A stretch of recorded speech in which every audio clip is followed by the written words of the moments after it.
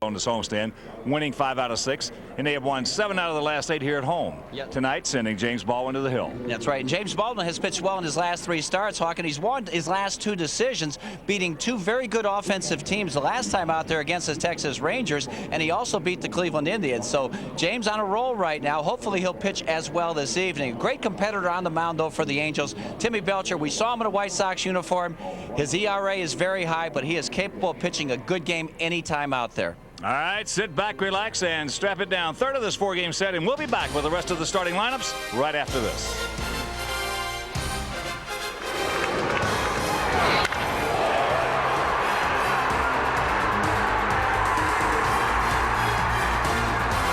Chicago White Sox baseball is brought to you in part by Southwest Airlines. With fares so low, you have the freedom to go places. Advance Auto Parts. The best part is our people. Amstel Light. Always satisfying, never watered down. Amstel Light, the beer drinker's light beer. Charles Schwab, providing people, technology, and support to help you gain financial control. Briggs & Stratton, put more power in your lineup. Make sure all of your outdoor power equipment has a powerful, dependable Briggs & Stratton engine. And by your friendly Chicago area Dodge dealers. Test drive the future at your local Dodge dealer today. Good evening and welcome back to Comiskey Park in Chicago for Game 3 of this 4-game series between the White Sox and the Anaheim Angels. And just before the game, some of the baddest dudes in the world were flying on into Comiskey, flying over Comiskey, and the Navy SEALs dropped in for a little visit. How about that? I'll tell you, these young guys, they are the elite of the elite. They are terrific. Man. Wow.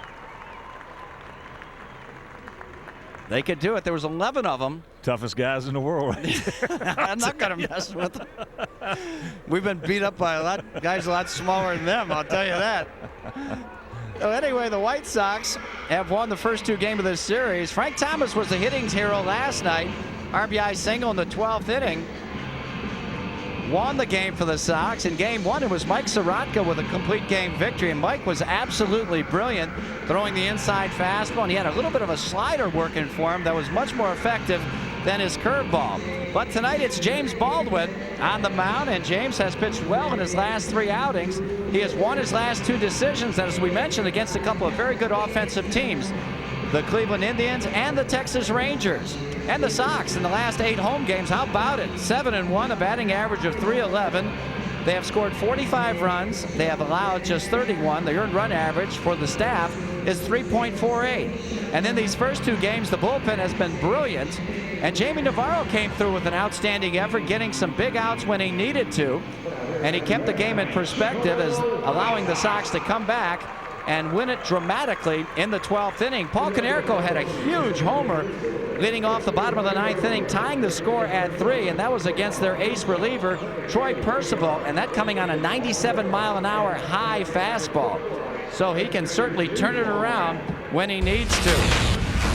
So Terry Collins is the skipper for the Angels, and here is his starting lineup for tonight. Leading off at second base, Trent Durrington. Batting second and left, Garrett Anderson. Mo Vaughn, he's been good this series. He DHs, batting third. Cleanup man is right fielder Tim Salmon. Jimmy Edmonds is in center field in the 5th spot, followed by third baseman Troy Gloss. Jeff Houston had a big night. He had 3 hits yesterday. Bats 7th and plays first. Hitting 8th behind the plate is Matt Wahlbeck. And bringing up the rear at shortstop, Gary DiSarcina.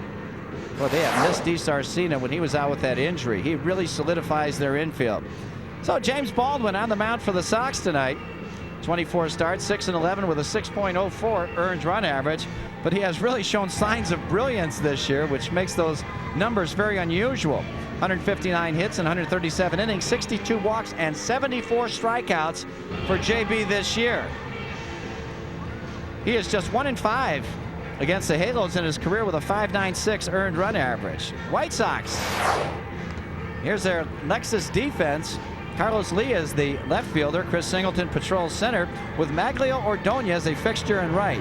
Craig Wilson gets another start at third base with Mike Caruso at shortstop. Ray Durham at second. Paul Konerko is at first. Mark Johnson is behind the plate. Frank Thomas doing the DHing. And JB, James Baldwin, on the mound. The weather in Chicago, nice and cool, 70 degrees, humidity at 81%. That's a little high. Wind out of the southeast at 10. Forecast is for showers possible, but it never rains at the ballpark. We all know that. Here are the umpires. Doug Eddings is at home plate. First base is Terry Kraft. Bill Welke at second, and Jim Joyce is the third base umpire. Little sprinkling, but we all know it rains much harder on television than it does in real life. Yeah. So we are just about ready for baseball, and here's the Hawk-a-Roo. All right, Wimpy, thank you once again. Good evening, everyone, and welcome to White Sox baseball right here on Fox Sports Net Chicago. Third of this four-game set. Trent Durrington will get set to lead it off. Trent hitting at .323, no homers, no RBIs. 0 for 4 in this series, as Baldwin's going to take a little time, get those spikes mud-free. Well, I mentioned the Sox took the opener 6-1 behind Mike Sorotka last night. In a very exciting 12-inning ball game. Konerko tied it in the ninth, and Big Hurt won it with a base hit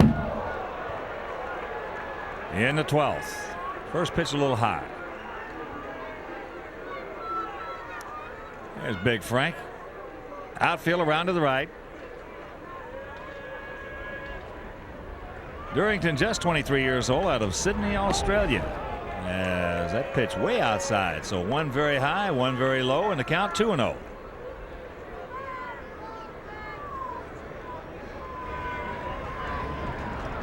Now 0 in, JB. Yeah.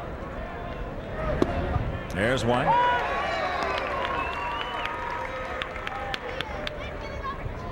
If you missed the last couple of games, we've talked about Durrington being the, according to Elias Bureau of Stats and Sports, being the only major league player in history. There's a good strike right there. Didn't get it. With the first name of Trent. Go figure. There's a strike, so the count goes full. Garrett Anderson on deck, and Mo Vaughn in the hole.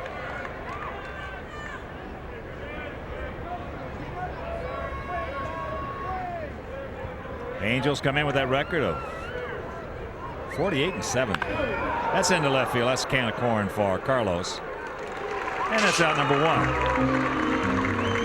Angels 22 games under the 500 mark on the road. They have won 25 games. They have lost 36. As Wimpy told you, virtually last in almost all the offensive categories, hitting .257 as a club, just 113 home runs, and only have 49 stolen bases. So here's Garrett Anderson, 2 for 10 in the series, hitting at .293 on the season, 17 long ones, 54 driven in. There's a strike.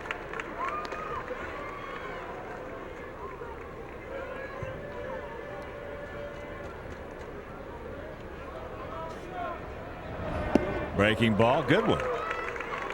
Yeah. That was digging.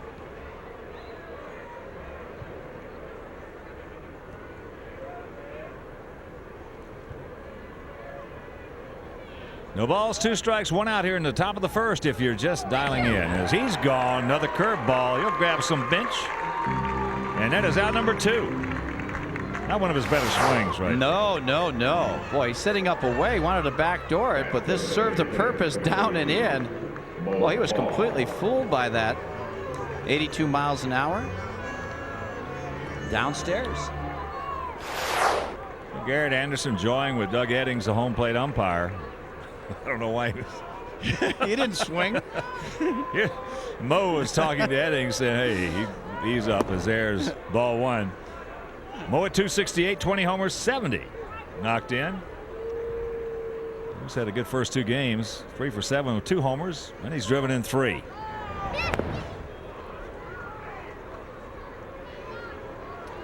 Both those homers by Mo Vaughn leading off the 4th inning. One against Sorotka and one against Navarro. Oh, yeah. There's the strike. So the count 2-1.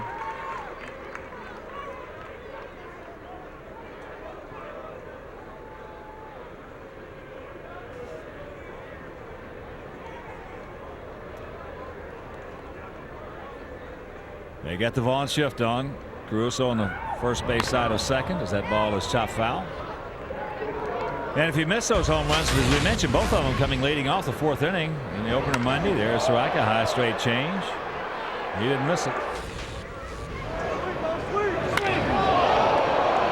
And another high off-speed pitch. I think that was a hanging splitter. I do too. Curveball, a little bit high, full count. Tell you what, that was one of the very few bad pitches Mike Soroka made all night.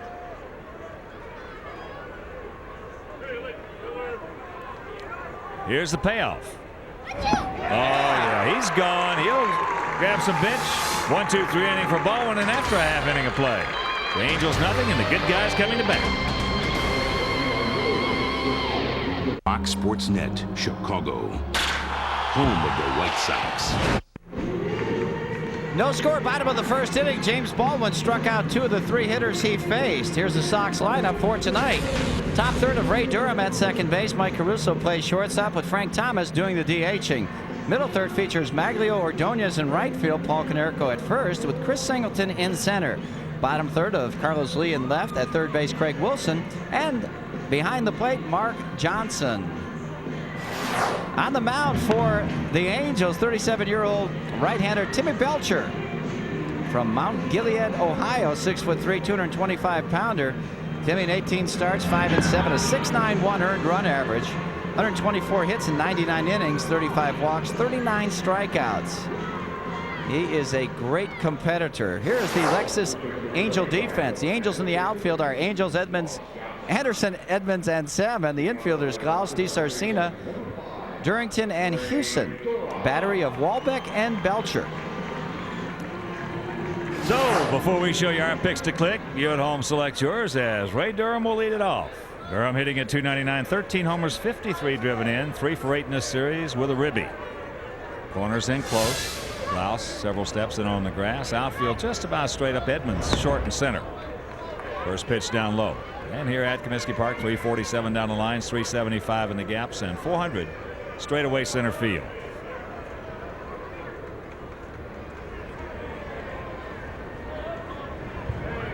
That fastball hit high and to left. Garrett Anderson, 1 gone. And all of us here at Fox Sports Net Chicago would like to welcome our affiliate TCI of Illinois and all our viewers in Peru, Illinois. Peru, yes. Yes, they do have your money. They certainly do. Quite a bit of it. Those Peruvians are tough. Around the greens. Oh, man. They can chip it and putt it. Here's Caruso. Mike at .262. A homer he's driven in 29. 3 for 8 in the series with 2 RBIs, and those were 2 big ones. In the game on Monday night, sort of just put the game away, made it 6-1.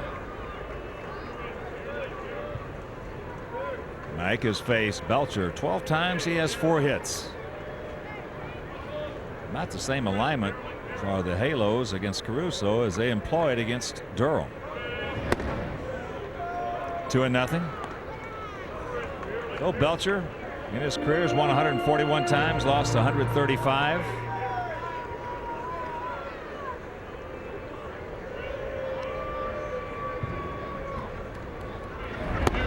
Tries to bunt it, and the count 2-1. Belcher right at the top of the list if you're talking about competitors. Well, he won 14 games for. You see what he's done against the Sox, 5-7 with a high ERA and 14 starts. He's had some good ones, though.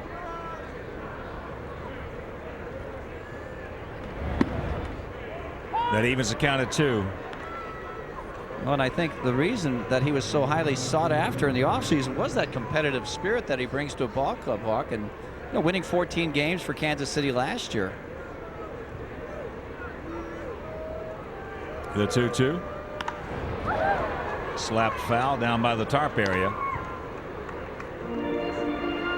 Well, that's all you can ask. If you get a guy with great stuff out there who's a great competitor, you're talking about just an exceptional pitcher. Guys who don't have great stuff but are great competitors. Well, he's over 500. He's won 141 games in the big leagues. Right. He is not afraid.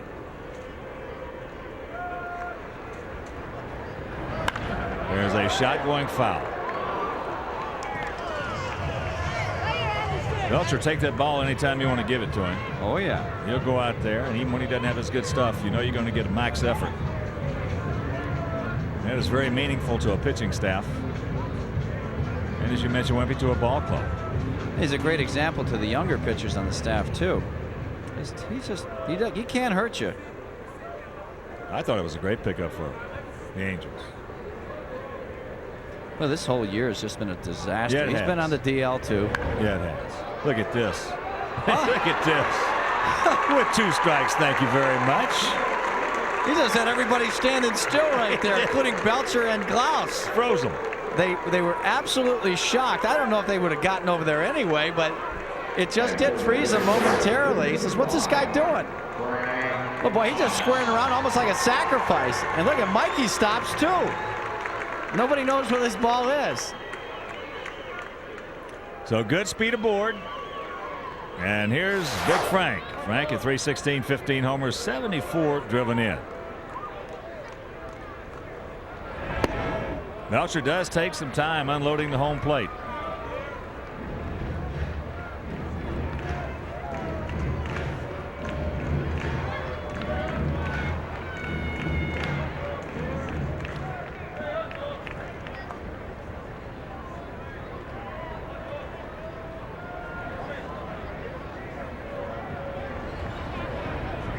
Frank, that big base hit last night in the bottom of the 12th. That ball hit hard in the center. Edmonds has got the bead. Caruso going back to tag. Better not try it. He's got a good arm and he is accurate.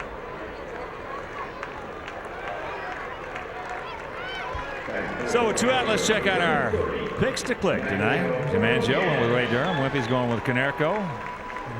David Solo and I are going to go with Chris Singleton. Well, my team tonight is the mayor, Joe Grube, Mike Mayer, and the lovely and talented Nancy Kahn, wife of Larry Kahn, the star of the Larry Kahn Show. Who writes That's that show? it. Larry Kahn. Who directs it? Larry Kahn. Produces? Larry. Choreography? Larry. He's a very good, talented guy. Yeah. Larry Shaka Khan. It's amazing. Here's Mags. Mags at 305, 27 homers, 93 driven in. 1 for 8 in this series, a 2-run homer. Mags has faced Belcher 11 times. He has 4 hits, 3 of them stayed in the ballpark. How's that a straight back?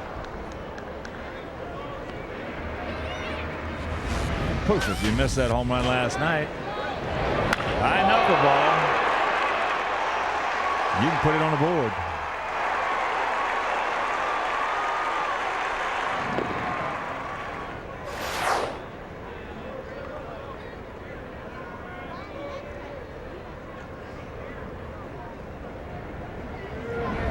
That's down low, 1-1. How about those Navy SEALs? Wow.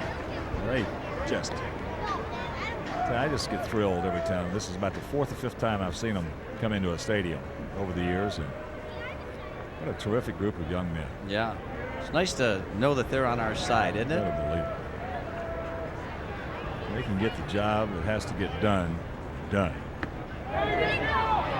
And of course we had well, there's a strike on a splitter. Of course we had the induction of the recruits, the Navy recruits prior to the game, which is a yearly event here at Comiskey Park.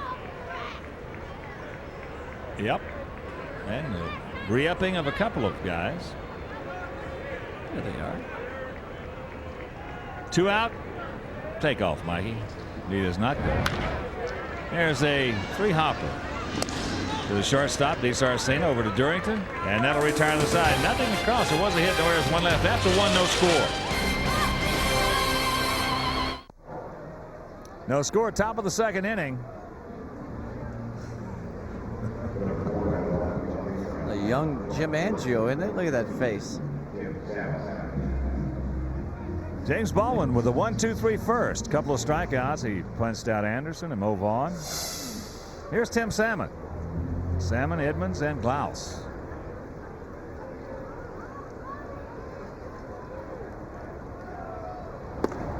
First pitch fastball strike. Outfield playing him slightly to the right. One final in the American League this afternoon. The Mariners beat the Blue Jays 5-1 up at Skydome. Other action shows Tampa Bay at Detroit, Boston at home against Oakland, Texas at Cleveland, Minnesota at Baltimore, and Kansas City taking on the Yankees in the Big Apple. A couple of finals over in the National League. Colorado beat Atlanta this afternoon 4-1. San Francisco, that ball foul, thank you. Just a hard strike. San Francisco beat Montreal 5-4 right at 3 count. Other action, Cincinnati hosting Pittsburgh, Milwaukee at Houston, Philadelphia taking on the Cardinals in St. Louis, Cubs against the D-backs in Arizona, Dodgers at home against the Fish, and New York at San Diego. Boy, JB, double him up in there.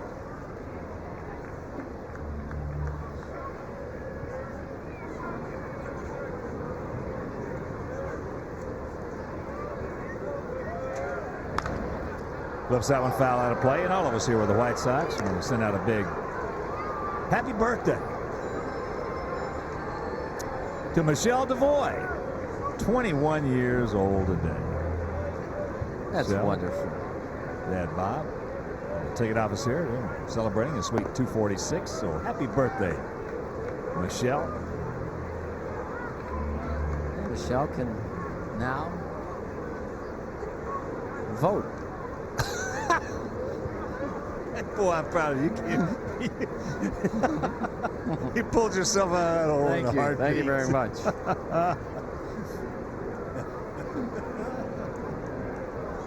Duke Meister. Here's the payoff. Well, the dreaded leadoff walk.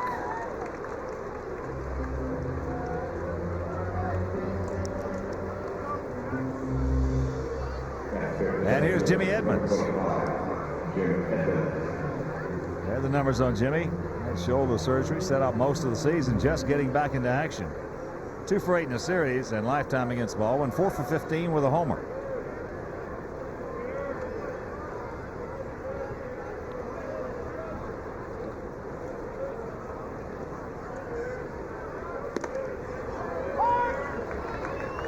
There's a strike.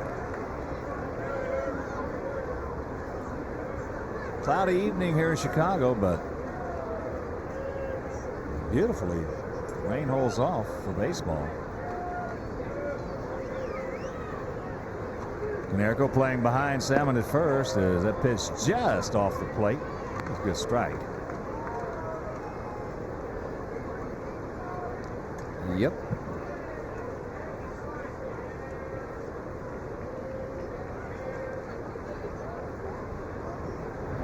Curveball goes around. Well, we had a good call game last night. Jim Joyce behind the plate, really calling the inside strike. Game had a real nice pace,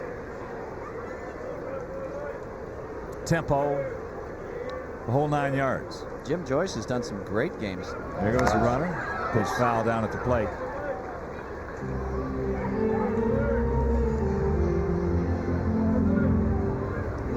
So Salmon will return. Timmy 1 for 2 in stolen bases. Well, what's happening in baseball too, Hawk, when they don't get the inside pitch, the hitter controls the entire plate, as you talk about. And you can't have the whole plate if you want to pitch in this league, or if you want to have any success. Well, if you're going to let the hitter control the whole plate, you're going to get beat. You're going to get beat. It's just a matter of time. That's why you're seeing so many guys go out there, starters, and go 4 or 5 innings. They're going to get beat. You have got to. Got a piece of that breaking ball. You have got to take part of that plate for yourself, and preferably the inside half. Then if you make a mistake on the outside and they get you, that's your fault. But you got to be able to come inside with a strike. But before you can do that, you got to have a man in blue behind the plate that'll call it. Yeah, and once you establish in, they start looking in a little bit. That outside corner becomes yours also.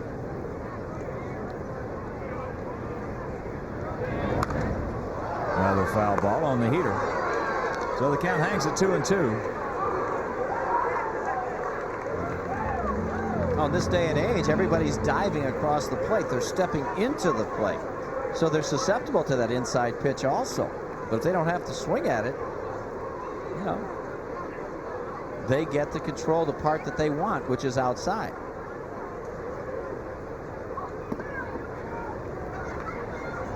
That's down low, full count. Got to make a pitch right here, JB.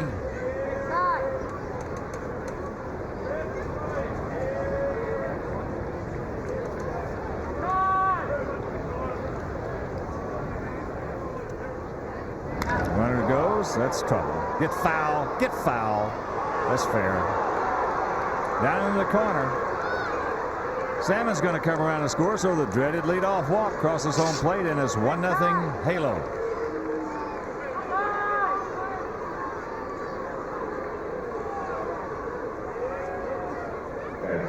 And in this situation, Jim Evans is looking dead red. Got the fastball that he wanted. Inner half, and he just wails on it. Well, you see no strike. Look at that side view right there. He's loading up with those hips and hands.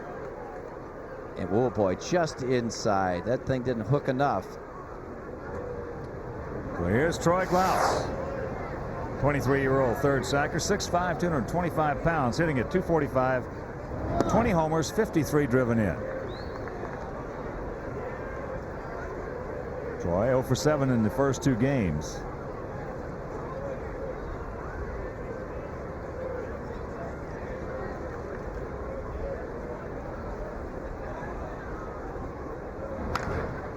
Breaking ball, slaps it foul. 1-0 Angels here in the top of the second inning. The man at second. Nobody down.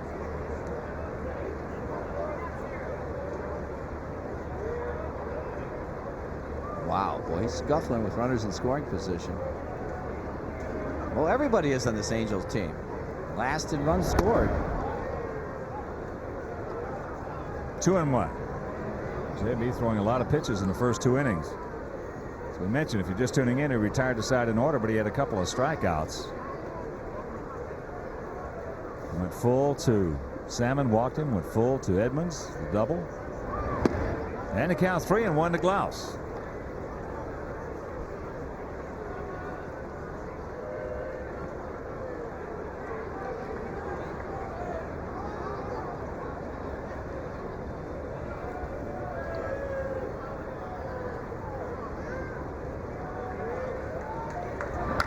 Ball hit hard. Caruso up with it. Over to Konerko. So Glaus cannot get the job done. He had a one shot on a curveball.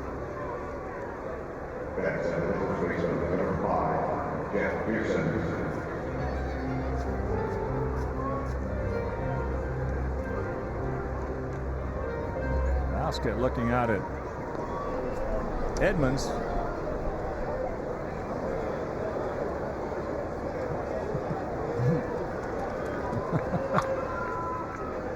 So he crossed first base. He looked at Edmonds at second like, why did you go? If he goes, he's going to be out. Oh, yeah, big time. Jeff Houston takes strike one. Houston 3 for 5 last night, hitting at .291. That's good for Jeff. 35-year-old veteran. Curveball, yeah. 0-2 the count.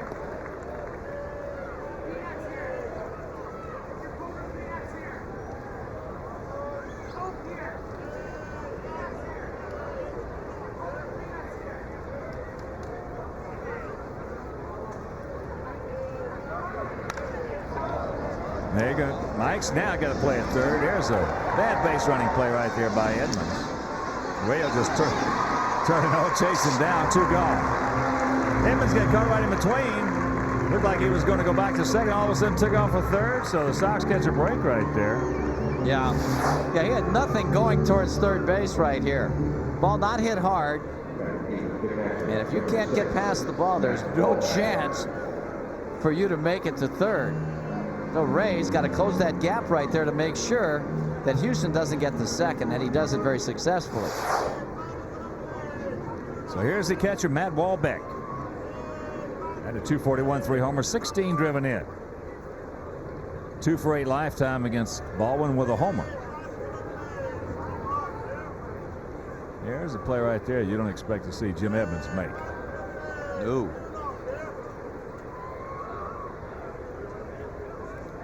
Got to watch Houston. He is 6 for 6 in stolen bases. We mentioned Angels only have 49.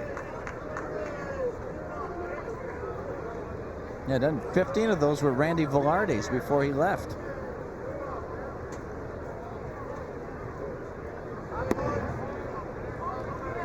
Down low, ball 1. Well, if you don't have a running ball club, and you're only hitting 257, you only have 113 home runs here on August 18th, you're not going to score a whole bunch. And you might want to think, hey, you're not big, but at least you're slow. There goes Houston. Throw by Johnson. A little high. Caruso could not put the tag on.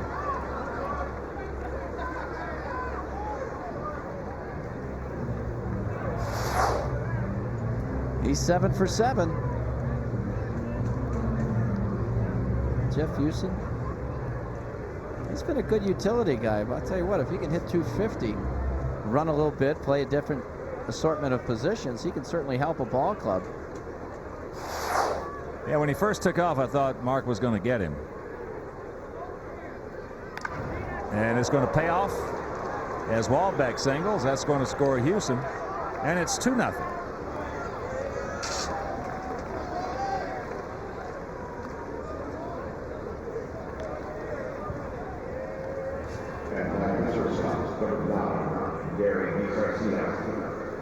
All started with the leadoff walk. Yep. Well, there's a fastball that tails back over the inner half of the plate. There's a short, quick swing by Wahlbeck. He adjusted nicely, but that tailing action didn't help him. There's Houston scoring from second. So here's DiSarcino. 3 at 205, no homers, 15 knocked in, takes strike 1.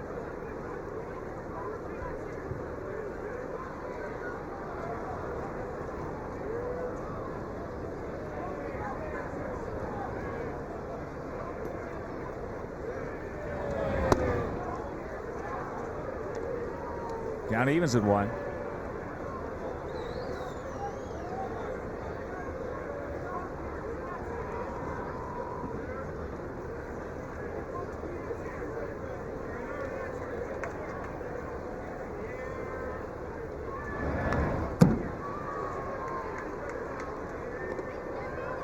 Two runs, 2 hits, no errors for the Halos. No runs, 1 hit, and no errors for the Sox. But we are just getting underway. Bottom of the second.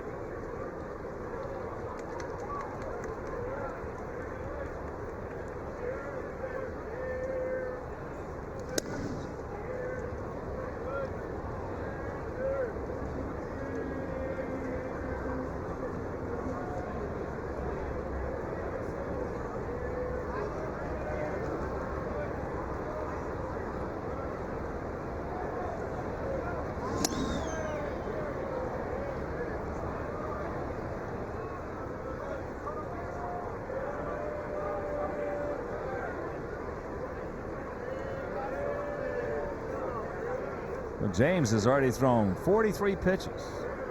Ooh. And an inning and 2/3. There's a ground ball, backhanded. Caruso. Yes. Nice play. Mike Caruso, but the Angels do a little damage coming up at the 2 spot. We'll go to the bottom of the second. There it is. 2-0 Anaheim, bottom of the second inning, and it's Can't Miss Baseball Thursday.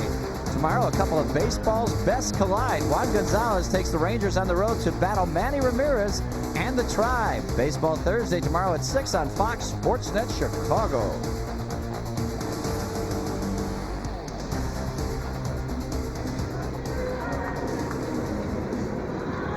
Paul Konerko will lead it off here in the bottom of the second. It'll be Konerko, Singleton, and Carlos Lee face Tim Belcher, 37-year-old veteran.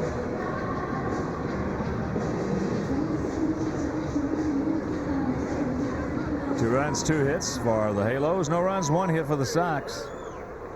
So Konerko had that game-tying homer off Troy Percival. A 97-mile-an-hour fastball out of here in the 9th inning last night.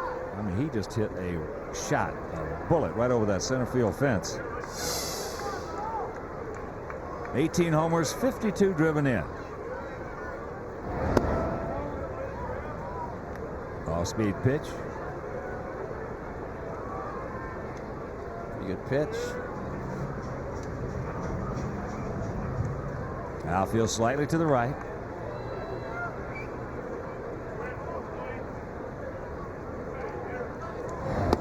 There's a fastball strike. 1-1 count to the 23-year-old first baseman.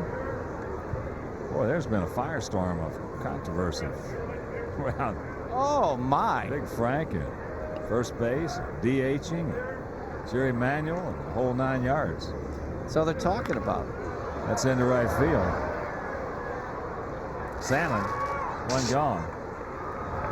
Yeah, every talk show. I was listening for a long time today with Dan and Dan this afternoon. Wow. Well, you know, Frank said something in there, which is true. There's no problem with he and Jerry Manuel. Heck no. I mean, Jerry Manuel really likes Frank, and Frank really likes Jerry. Jerry, the funny thing about it is you don't see too many managers that are just absolutely liked and respected by 25 guys on a ball club. That's right.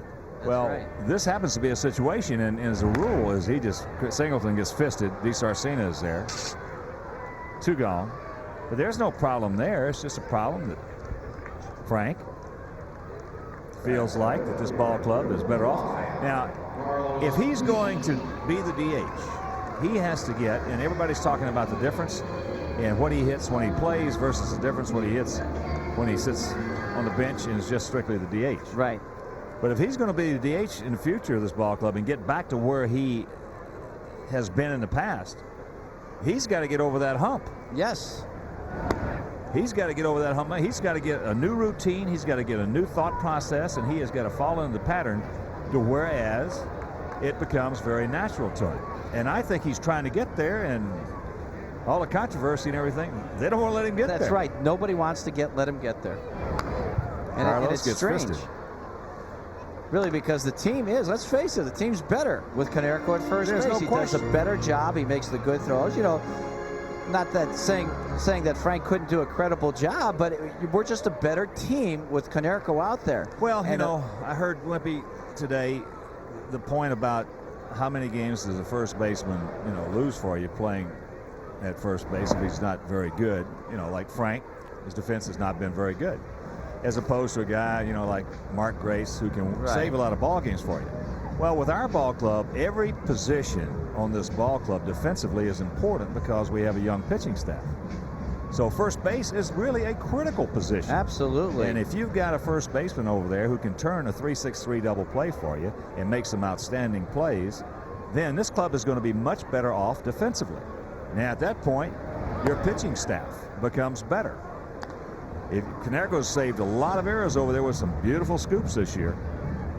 And then, hey, Konerko in a couple of years is going to be a 35, 40 homer a year. You're darn right. Himself. And they're going to complement each other. I mean, yeah, it's a better team. We get a much better chance of winning ball games with Frank doing the DHing. And I think, you know, and even Frank will tell you, I think it's more coincidental than anything else. If you can hit, you're going to hit.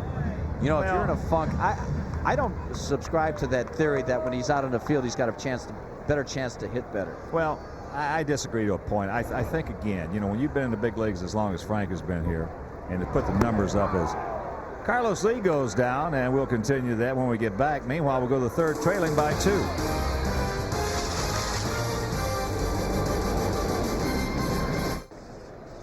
We are back at the ballpark, 2-0 bad guys, top of the third. It's a pleasure once again to have in our booth the lovely and talented Linda Sorotka.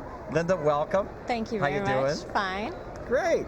Hey, Linda, I got one quick question before we talk about the charities that the White Sox wives have been involved with, and you've been a big help in them. I know you and Renetta Manuel have done so many wonderful things and appearances, but to help White Sox charities. But I got to ask you, were you the one that got Mike to throw that slider instead of the curveball the other night? Yeah. Are you going to take credit for that? What a Totally. great game. Yeah, that was awesome. Was he a little tough to live with? It was tough. He had so many tough losses and no decisions for a month, so that must have been a little difficult for both of you. Yeah, but you know what? Mike doesn't bring it home, so he always keeps a good outlook. Well, that's great. Oh, let's talk about the good event that's coming up here. White Sox charities. And what do you got cooking? We are selling raffle tickets August 28th and 29th during the Oakland series, and September 10th, 11th, and 12th during the Cleveland series to raffle off some baseball memorabilia from the White Sox. All right, there's a grounder right back to James Baldwin. He's retired. Continue, please. The raffle tickets will be $5 each, and they will be sold on the main concourse behind home plate. The exciting prizes are: first prize is a custom designed jacket. Second prize is a White Sox suite for 20 for April and May of the 2000 season. The third prize is. Hold on 1 second. There's a pop-up. Caruso going over. He can't get there. That's good. This inning was almost. That was Wilson. Almost too quick on the. But go ahead. Okay, and third prize is a VIP outing for 4. Fourth prize is a Maglia Ordonez autographed game-worn jersey. Fifth prize is a autographed Frank Thomas game-used bat. And sixth prize is a White Sox team baseball autographed. All right, 0-1 on Mo Vaughn. 2 outs here in the top of the third inning. And all the proceeds go to charity, and that's the most important thing. That is the most important thing. There's strike 2. And the charities are? Hydrosyphilis research, breast cancer research, and multiple sclerosis research. And I think it's great, too. A little writing we have here. White Sox Live have a mission to make a difference in the community, and that's great. Linda, continued success. We'll talk more about it a little later on. You're too good. You know that. That was 1, 2, 3. Thanks, Linda. Thank you. All right, we have played 2.5. Sox trail by 2.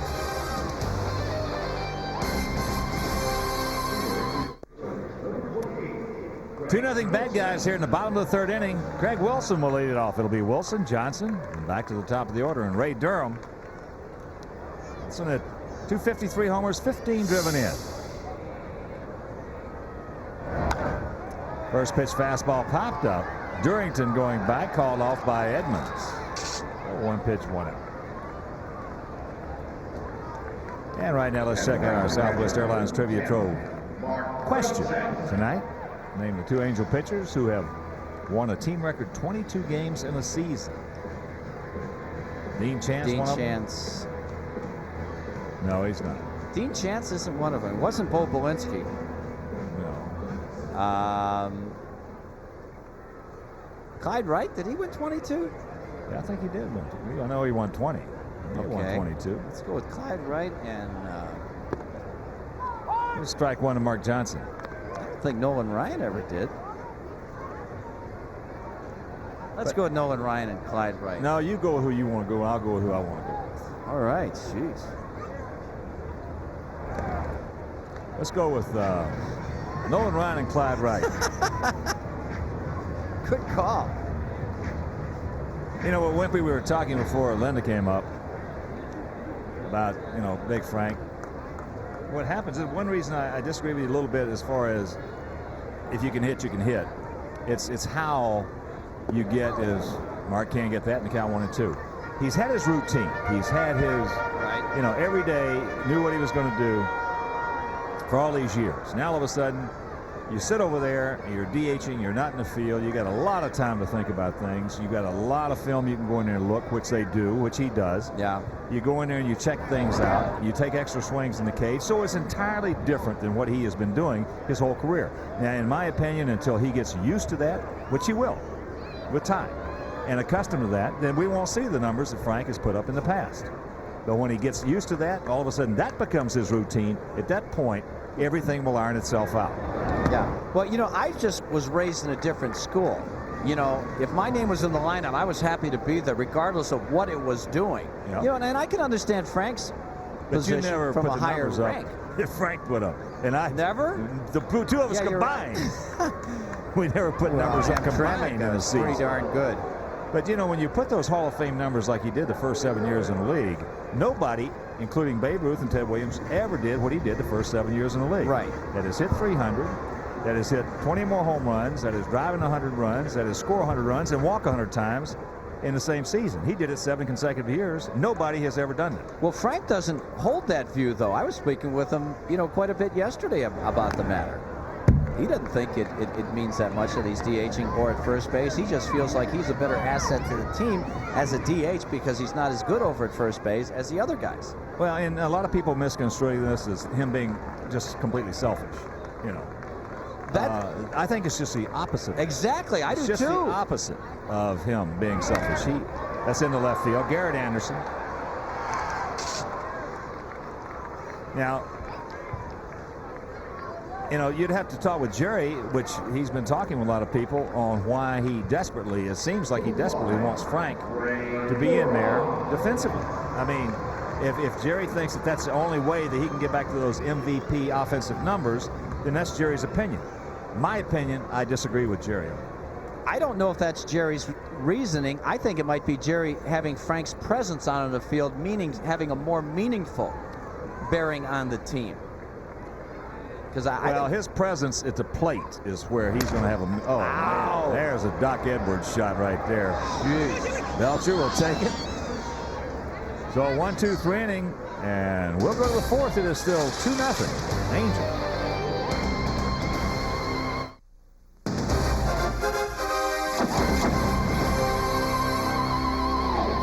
We're into the top of the fourth inning. It's 2-0 Halos. It'll be Salmon, Edmonds, and Glaus to face James Baldwin. Both those Angel runs coming in the second.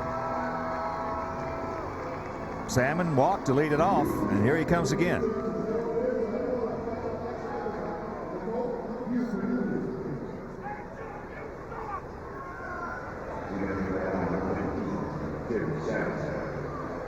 That's Julie Taylor. She's telling us she was when that big plane came over and dropped the Navy SEALs out. She said she was up there with them. That's great. Oh my gosh. That's great. Isn't that? But let's get back to Frank a second, Wimpy. As far as what's been going on, as I was talking to you in between the break there, I remember his third or fourth year in the league when you knew that Frank was something special. You made a comment in one of them again. I think it was in Milwaukee one day that you made a comment. Well, he basically is just a singles and a doubles hitter. That ball is hit deep into right center field. Singleton back, can't make the play. Got there and couldn't come up with it, so the leadoff double by Salmon.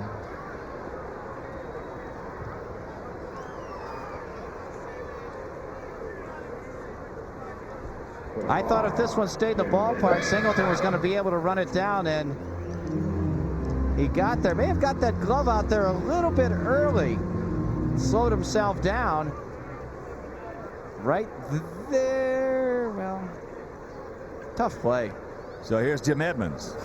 But the comment that you made about Frank was he's just basically a singles and a double hitter who happened to be 6'5", 275 pounds, that a lot of those singles and doubles are going to go out of the ballpark. He really does not have the mindset of a home run hitter. That one hopper hit hard. Edmonds is not going to be able to get the job done, and that's out number one. Well, if you remember when Frank first came up, he didn't pull the ball, and he was way off the plate like most singles hitters are. But he's so strong, he was able to hit those pitches outside, 420 feet to right field for homers. Exactly right. And, and he just looked like a giant singles hitters that could hit Some the of them ball. went out of the ballpark. That's right. That's right. 30 or 40 of them a year went out of the ballpark. Whereas a normal human being hitting the ball the same way, you're going to have maybe 15 of them, 10 or 15 of them go out of the ballpark. Yeah, you don't see many home run hitters stand that far off the plate and hit homers. Well, I thought about that statement that you made a long time ago, about 6 years now, 7 years ago. And it's true. You take a guy like Mark McGwire or Jose Canseco, they have a different mindset when they go to the plate. And you look at their swings. You very seldom see Canseco or McGwire. When they turn the bat loose, they turn it loose. Okay, that's a home run hitter's mentality. Yep. Frank, you see Frank have a lot of bad swings throughout the course of his career. I mean, a lot of bad swings. But you see him have swings like a guy who's a line drive type hitter. And it's a mindset. And if Frank, in my opinion, can get over this, as that's in the right field, that's a can of corn. Salmon tagging. Mags is there. He'll move into third, and that's out number 2. And I was glad to see Frank say what he said as far as please. He said, please, let's don't make this a very controversial subject, because he said it's not. And I was pleased to see him say that, because Frank has had some problems communicating with the press in the past. Yeah. And it's just something that he will get through. And when he does get through, then we'll see the big hurt again. Right now, you know, lately, last year and this year, he has not been a big hurt. Here's Jeff Houston.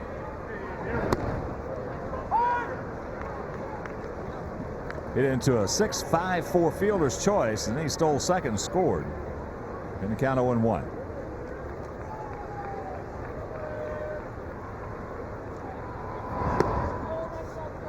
I know one thing. As I said, everybody's overlooking the fact that Paul Konerko in this equation, and you definitely don't want to see a guy who's as good a first baseman as he is becoming a DH at 23. Absolutely. Yeah.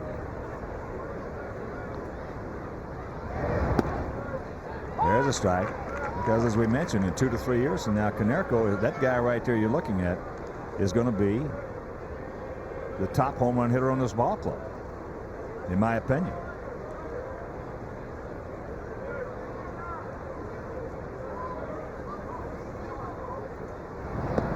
Yes, he got him. He'll grab some bench and then he'll retire to the side. So Baldwin pitches over the leadoff double.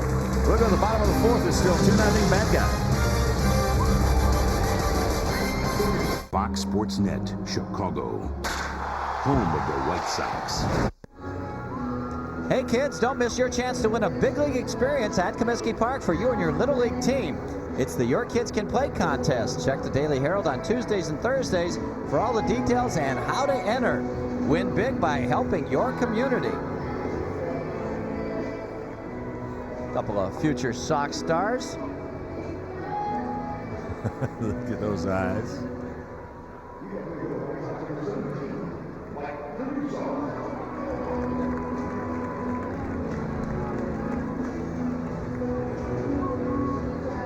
No. One of the recruits.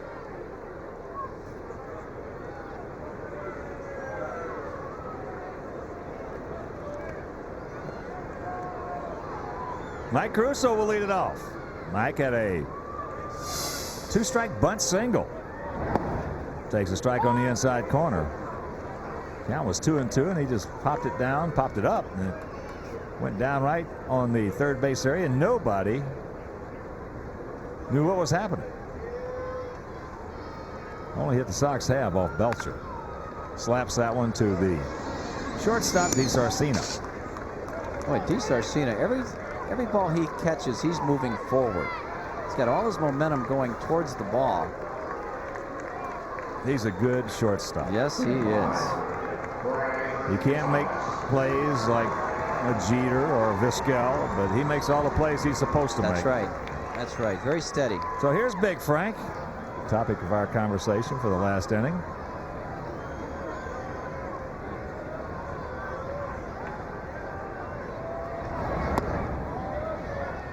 Frank fly deep to center field his first trip. So what Belcher's doing so far is putting a clinic on how to pitch inside. He'll do that. And he doesn't hit many guys unless he has to. Yeah. He's only hit 4 guys this year. There's an inside strike.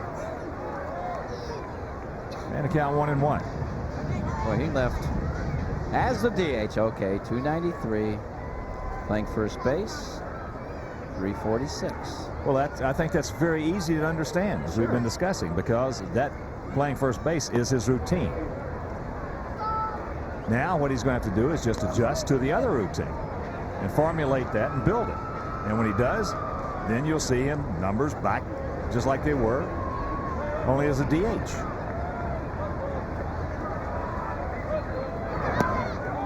Ooh, boy.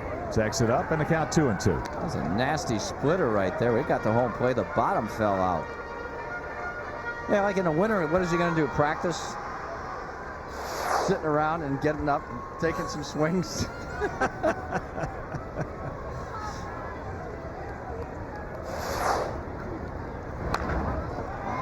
chopper.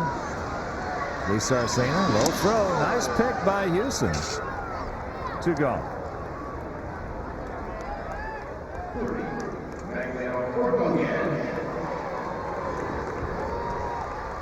Ten in a row. Belcher's in a real good groove out there.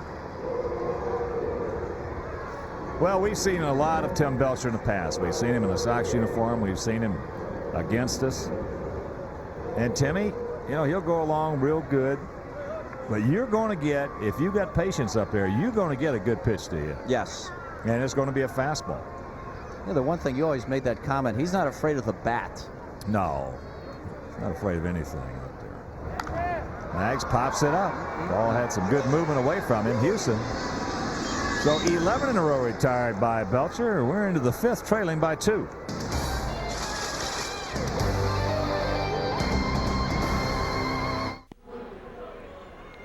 Matt Wahlbeck leads it off here in the top of the 5th inning as some of the recruits saying goodbye to their family and friends.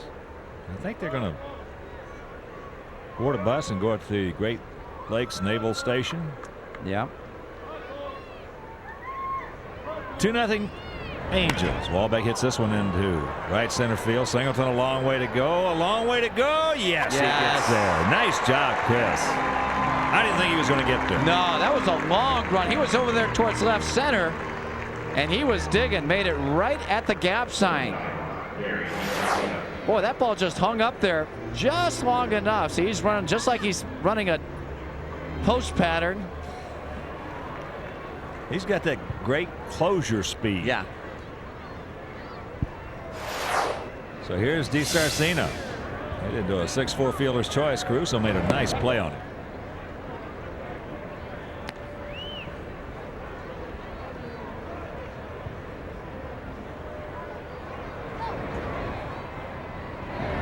Curveball. Pretty good pitch right there. Wasn't too high. See, that's that pitch that should be hit hard, not called a ball.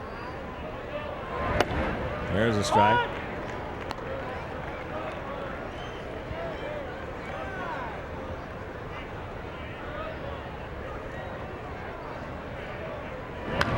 Another fastball. Count 2-2. Big gap in left center for DiSarcina. Checking some other scores for you. Tampa Bay leading the Tigers 4-0, bottom of the 6th. Boston leading Oakland 4-0. It's in the top of the 6th at Fenway. Texas at Cleveland tied at 1, bottom of the 6th at the Jake. Piece of cake for Durham. 2 go. So 2 out, and let's check out our Southwest Airlines trivia trove question and answer. Name the 2 Angel pitchers who have won a team record 22 games in a season. Clyde Wright and Nolan Ryan. Yep. Call, Duke. Thank you. Thank you very much. Well, at first I really thought Dean Chance was one of those guys.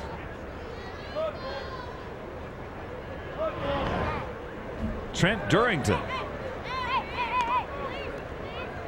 takes ball 1, trying to slide to left and grounded to third.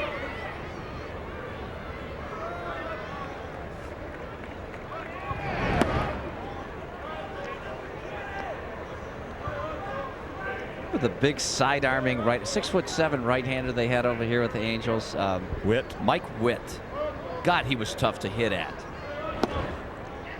They turned him into strictly a breaking ball pitcher. Yes. Short-lived after that. That's right. He had a good fastball. Darn right he did. He was really tough to hit at, especially from the right side of the plate. He just kind of disappeared. Well, you keep throwing those breaking balls like he did, and that fastball is going to shorten up. Then when you got to reach back and get it, it's not there.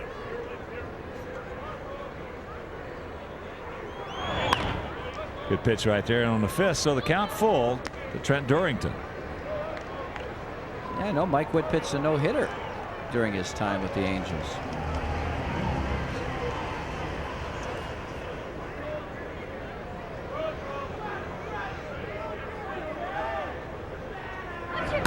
Ball hit hard, just foul.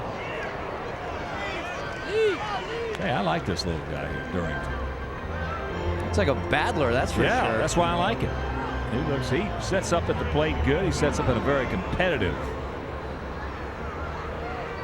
mode. Yeah, he's got that Chad Curtis look. He's to a him. pup out of Chad Curtis. Yeah, he really is. And while we have a moment, Kaleidoscope Corner is tomorrow at 1:05. The Angels are in town. This is for all kids. Fun stuff for kids like face painting, clowns, animal balloons, picture coloring, and more. It's open between the 3rd and 7th innings. It's located on the 100 level in center field. Children must be accompanied by an adult. For tickets, call 312-8311-SOX. That's Kaleidoscope Corner tomorrow.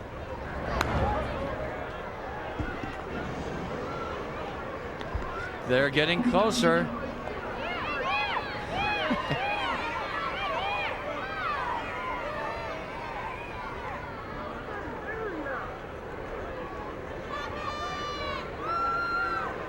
Once again, the payoff. And a little comebacker right to JB. And that'll do it. A 1-2-3 inning. We are halfway home, trailing by 2. Right now, let's check out our game summary brought to you by the Greater Chicagoland Dodge dealers. There you see Buzzer's retired 12 of the 13 hitters he has faced. Edmonds, RBI double in the second. Baldwin pitched well, gave up the 2 in the second. Matt Walbeck, an RBI single in the second. Our game summary brought to you by Dodge. So Paul Konerko will try to break this string of 11 in a row retired by Belcher. Konerko fly to Tim Salmon his first trip.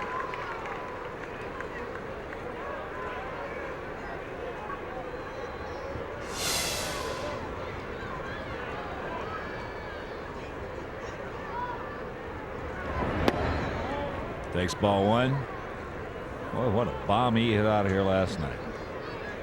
I love that sound. You just know you have dead centered it. Just a line shot. Yeah, it's a great feeling, isn't it? Diver. Breaking ball in the count 2-0. We'll show you that home run if you missed it last evening on a foul ball or an out. Well, right here, Belcher doesn't want to walk anybody. He's going to come right at him. He's got to throw him his best fastball here, and Paulie's got to be ready for it. Looks like he's cutting his fastball tonight. Whoops. Foul tipped, hung on to. Upstairs. Yeah, it does look like it. He's really jamming the left-handed hitters with it.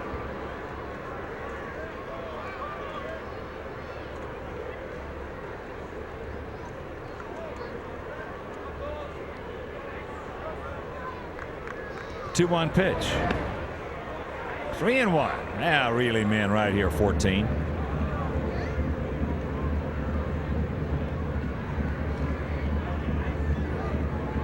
Wow. Well, he likes hitting here, doesn't he? 330 with 13 homers.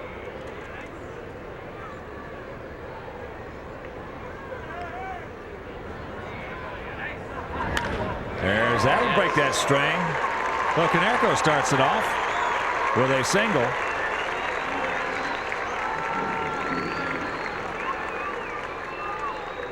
And talking about that home run last night off Troy Percival, 97-mile-an-hour fastball. Sox were trailing by 1 in the 9th inning.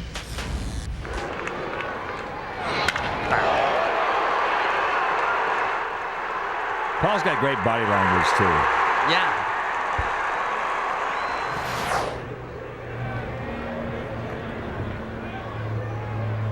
So here's Chris Singleton. Outfield straight up. Wimpy was talking about, he's running that, cutting that fastball and a hard slider in on the left-handers. Yeah, he jammed Chris with that his first time up. He's not really sinking in it or having a pitch that's moving away from a lefty. That's low. 2-0.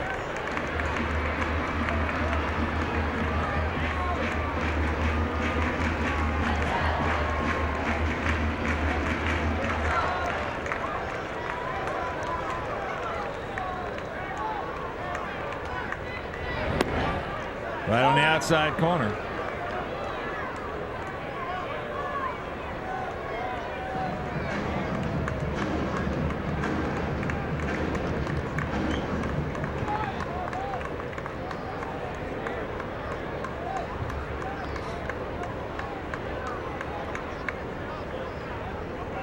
Short lead by Konerko. Clausen on the grass at third. Oh, this is ham and jam. Rack him up right here. Hit hard, but right to DiSarcina, so 2 quick out. Here's the profile on Tim Belcher, 89-91, and he may be getting a few of them over that velocity-wise. Has a good splitter, and boy, a cutter or slider, cut fastball slider combo, whatever he's throwing has been very, very good for him this evening.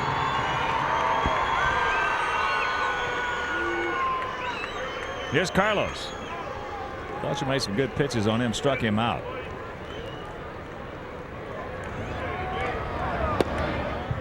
Working inside again.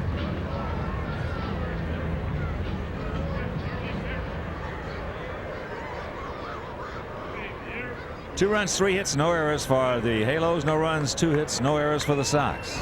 That ball hit deep to left field. Way back. Anderson looks up. You can put it on the board. Yes! Solo shot for Carlos Lee, and it is a 2-1 ball game.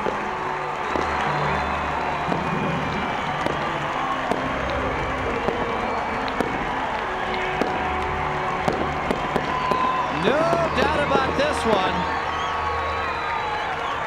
I think Tim was trying to get a cutter away from Carlos Lee, left it upstairs, and he got those long arms extended and just creamed it.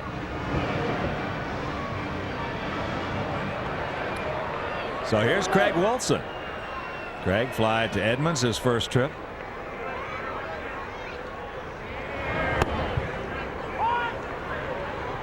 Strike 1.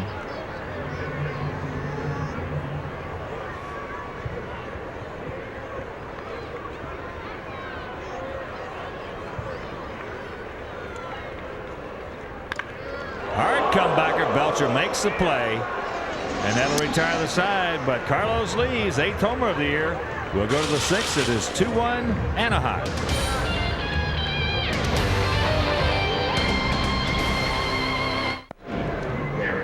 Carlos Lee lit up Tim Belcher for his 8th homer, and the Sox get on the board as we get ready to go to the top of the 6th inning. It'll be Anderson, Vaughn, and Salmon to face JB. Anderson has struck out and bounced back to James.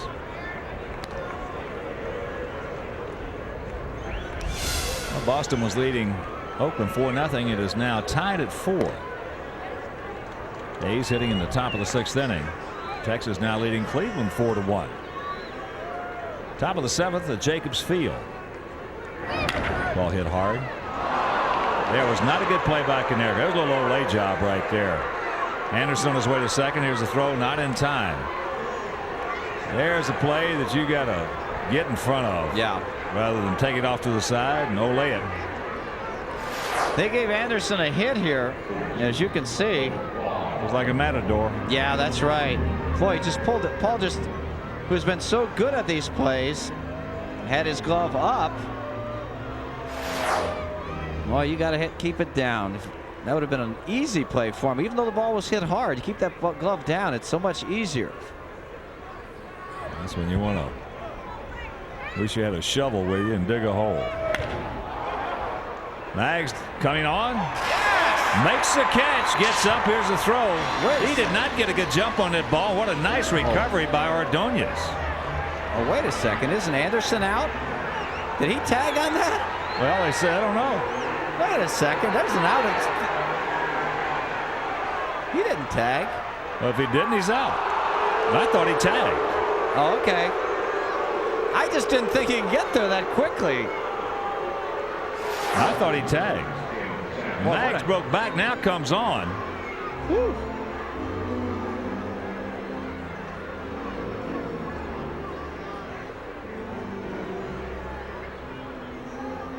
Oh, there he is tagging. Son of a gun. Well, he's not giving it his all either. That was a much closer play. So the right side in, Caruso halfway for Salmon. That pitch inside.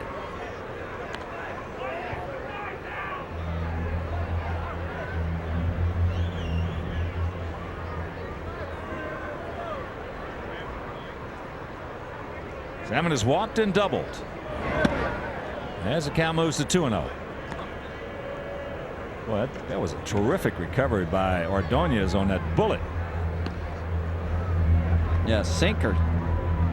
Sinking liner. I was surprised he came up with it. I was too. He broke back on it, and then all of a sudden, here he comes.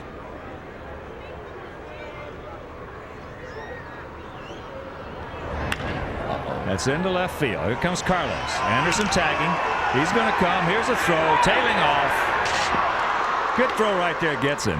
Yep. Meanwhile, he scores and it's 3-1. Boy, Carlos, in his haste to try and get in the good throwing position, almost overran this ball. Now he's turning his body. Caught it over his left shoulder, and you see Anderson digging. Scores standing up. Yeah, good throw would have gotten.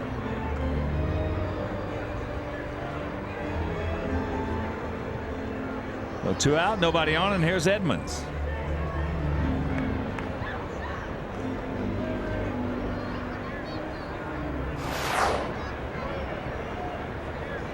Edmonds, RBI double, and he is grounded to short.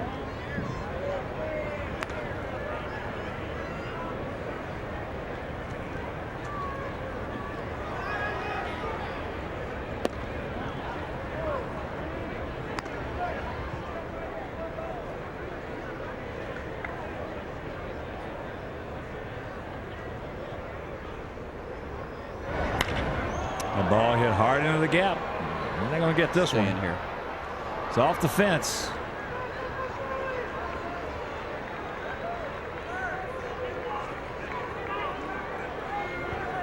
Just praying right there that that ball didn't have enough altitude to get out of here, because there's no chance for anybody to get to it and make a play.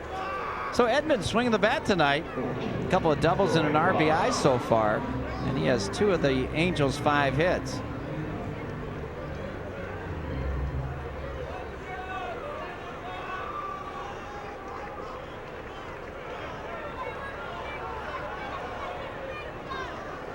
Troy Glaus. Grounded to short, fly to right. That ball hit deep into right. Mag's back at the fence. He's there. Hauls it in. And the Angels pick up one more. We'll go to the bottom of 6. It is 3-1 Anaheim. Chicago White Sox baseball is brought to you in part by Southwest Airlines. With fares so low you have the freedom to go places. And by Geico Direct, the sensible alternative. Oh boy. The beautiful city of Chicago. As we get set to go to the bottom of the 6th inning. 3-5-0 for the Angels. 1-3-0 for the Sox. It'll be Johnson, Durham, Caruso, Thomas, Ordonez, and Konerko. Hopefully here in the bottom of the 6th. Boy, Tim Belcher's done a great job with his pitch count. Look at that. 15, 10, 10, 9, and 13. A total of 57 through 5 innings. That's good. So here's Mark. Slide out to Garrett Anderson his first trip. Over in the National League, Cardinals leading the Phillies 5-2. Bottom of the 4th. Mark McGuire's hit number 48. Wow. First pitch strike.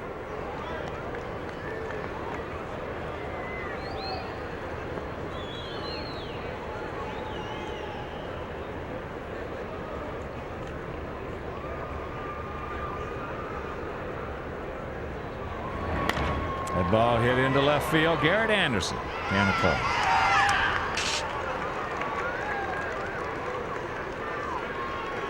So 1 out, and here comes Ray Durham. Ray 0 for 2. Fly to left, and he got sawed off. Hit a little ground ball that Belcher took himself. 1 unassisted.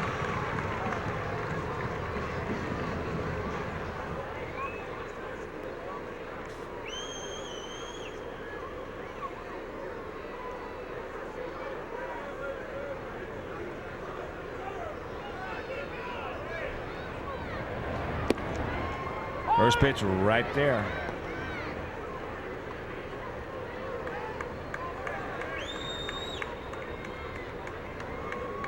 Rouse in on the grass at third. As there's a chopper. Durrington cannot get there. So good speed aboard. One out single by Ray, and here comes Mike. Got to get something going right here. Just 4 hits for the Sox. A lot of topspin on this ball. Durrington playing Ray to pull a little bit on the ground. Hits this one to his right, and he just can't get there. Nice effort. You talked about Tim Belcher.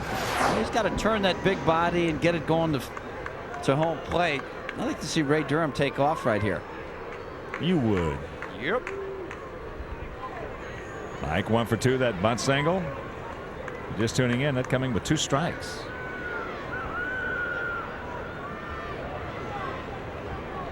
Outfield slightly to the left.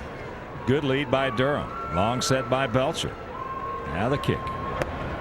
And that's down low.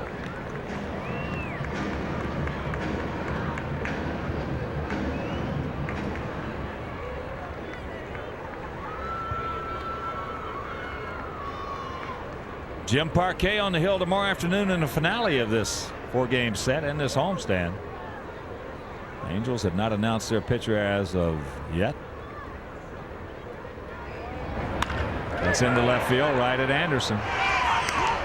2 gone.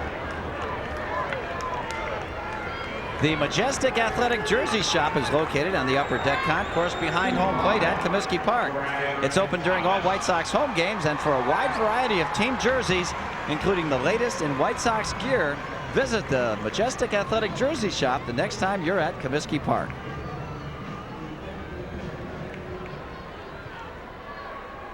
So here's Big Frank. Fly deep to center and grounded to short. Come on, Frank. Be a hero. There's a shot right at Anderson. Right at him. Hang with him for Frank Thomas. And it'll retire the side. We'll go to the 7th. Belcher by 2.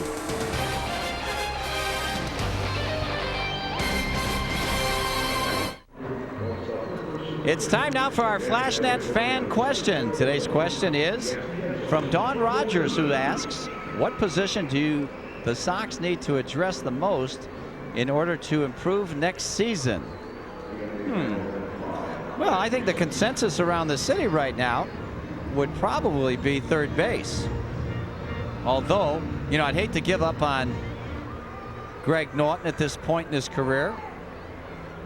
But I like all the guys that we have. What about you, Hawk? Well, I think there's several positions that have to be looked at. You know, I think third base certainly is one of them. As you mentioned, Norton has a lot of ability. Greg's just had a bad year. Yes. He's just had a bad year. It's I think the outfield is pretty well set. Yep. I think first, second, short of set. You can always use, if one becomes available, which they're not. What's that? An outstanding catcher. Yeah, that's right. And you can always, I would say, if there was one spot on the club that I would really like to see, would be a real good starter. Well, how many of those are available? Well, that's what I'm saying. Those there are more of those available than a catcher, as far as being an outstanding catcher. You know, well, I'm not talking about a mediocre catcher or anything like that. Mark Johnson, Brooke Fordyce has been doing a good job. And Mark's only 23 years old. He's got a chance, I think, to become a real solid player. But you always need pitching. Oh, sure. Well, you know, but look at the job Brooks done. I mean, you know, he's been up around 300 all season long, knocked in some big runs for this ball club. right. Yeah, I think pitching is certainly an area that, you know, you want to get as much as you can because you never know the risk factor that you're dealing with. Tell you what, that Kip Wells was so impressive to me that I think he's got to fill a slot for next year. Well, it's a very good possibility of that. But also, you know, when you're talking about pitching, you got to go to that bullpen. Right. That bullpen, we've got some real, I mean, we've got some guys down there that have been outstanding. But you can always use a couple of more good, solid guys in the pen. Right. And left-handed, I think.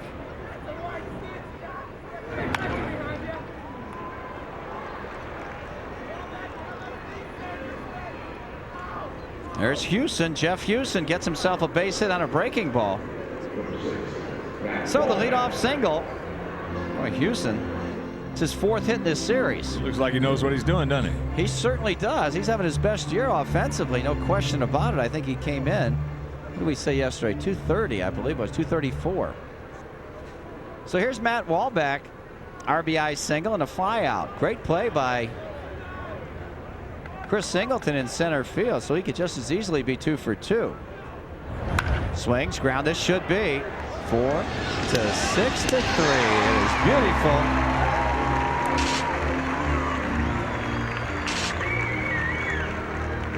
DP Lane. And in the Sox bullpen, Jesus Pena, the left-hander, warming up.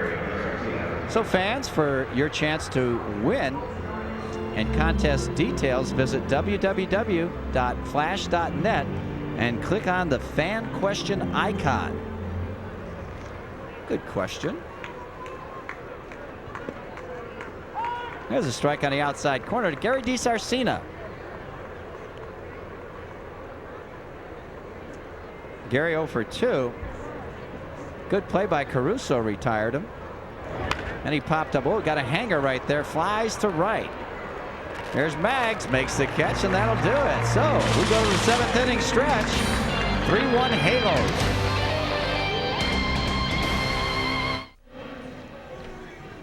That's the score here in the bottom of the 7th. 3-1 Angels. Right now, let's check out our Geico Direct Down on the Farm White Sox minor league report there. You see Charlotte lost 11-9. Lewis Robin.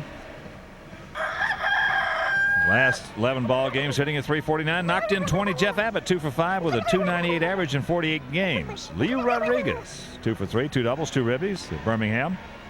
Chad Durham stolen base yesterday. He has 48 stolen bases in 56 games. That's Chad, good.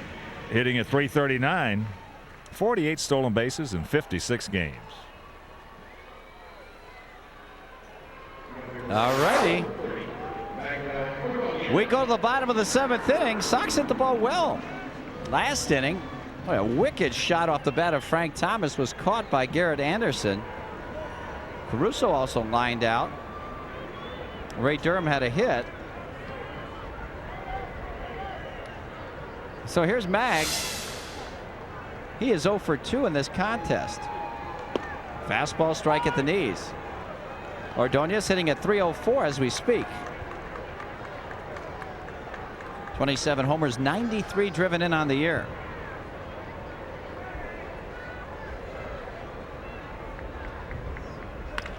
Grounder to second. Boy, that had some movement, tailing away from the right-handed hitter. So an easy out to the second baseman, and there's one gone. And just another reminder that Linda Sorotka was on earlier. We had about a 6-pitch inning.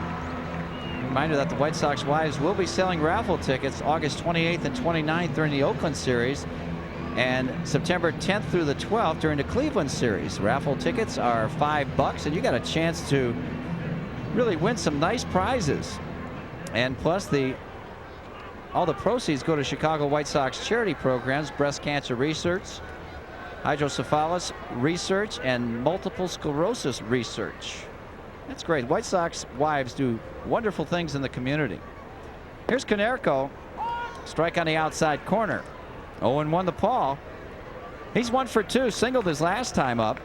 He was erased, though, on a 6-4-3 double play off the bat of Chris Singleton, the next hitter.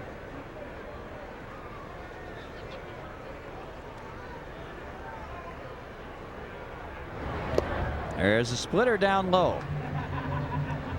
1-1 to Konerko. Outfield deep and straight away for Paul. Batting .299. 18 homers, 52 driven in on the season.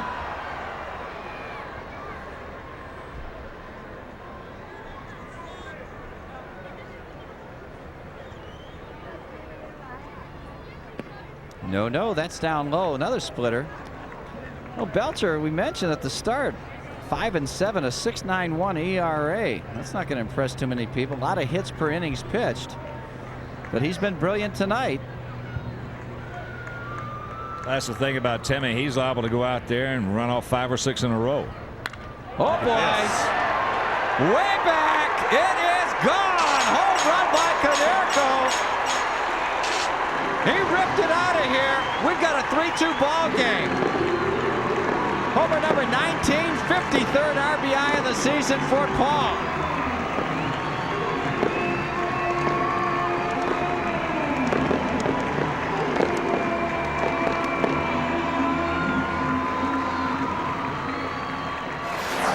Well, he's going to be doing a lot of this in his time in a White Sox uniform. Look how he posts up. The hips, we keep talking about his hips. They just fly through there. Yeah. Just fly through the hitting zone, and all of a sudden, here come the arms, and the hands release. Here go, put it on the board. And that hit is almost perfectly still, too. Very minimal movement. There's a grounder foul off the bat of Singleton. That's because he posts up so quickly. Yeah. The faster you can clear those hips and post up, the less your head is going to move, because when you don't post up, you just keep sliding right on by the pitch, so to speak. Your head keeps moving. Now you pop it up, ground it out, or swing and miss it.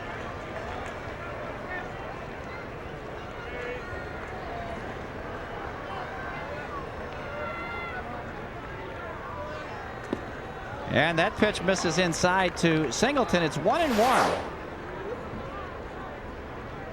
Just watch his hips right here.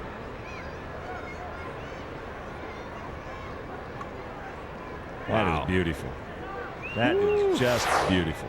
Of course, you can't open those things up too early. That was perfect timing. There's a grounder to second. Durrington throws out Chris Singleton for the second out. Well, he'll do that occasionally, like everybody will. He's just 23 years old. But he's got a good chance. He got a good chance to hit 40. Oh, here. boy.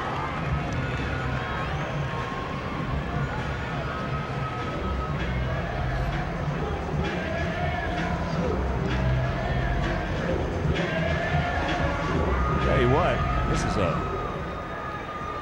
118th game for the season. Limited time. Of course, he's playing a lot now, but I think he'll probably get close to 30 this year. I would be surprised. Carlos Lee homered his last time up. You know, it's funny that almost the same pitch that Lee hit out is what Konerko got. Well, we mentioned earlier that Timmy probably, if you got enough patience to wait up there, he'll probably give you a good pitch every time you go to the plate.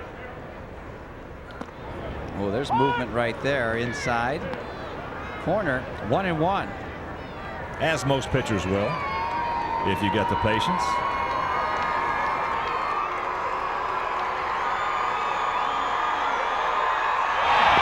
There's a splitter down low.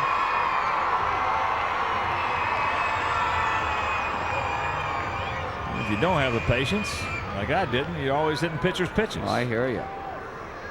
Tough hitting 0-2, 1-2 all the time. I never knew there was any different.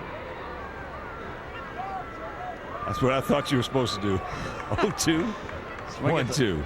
That's right. Swing at the first thing you see. Oh, he got him, jammed him in foul territory. Get out of here. It will.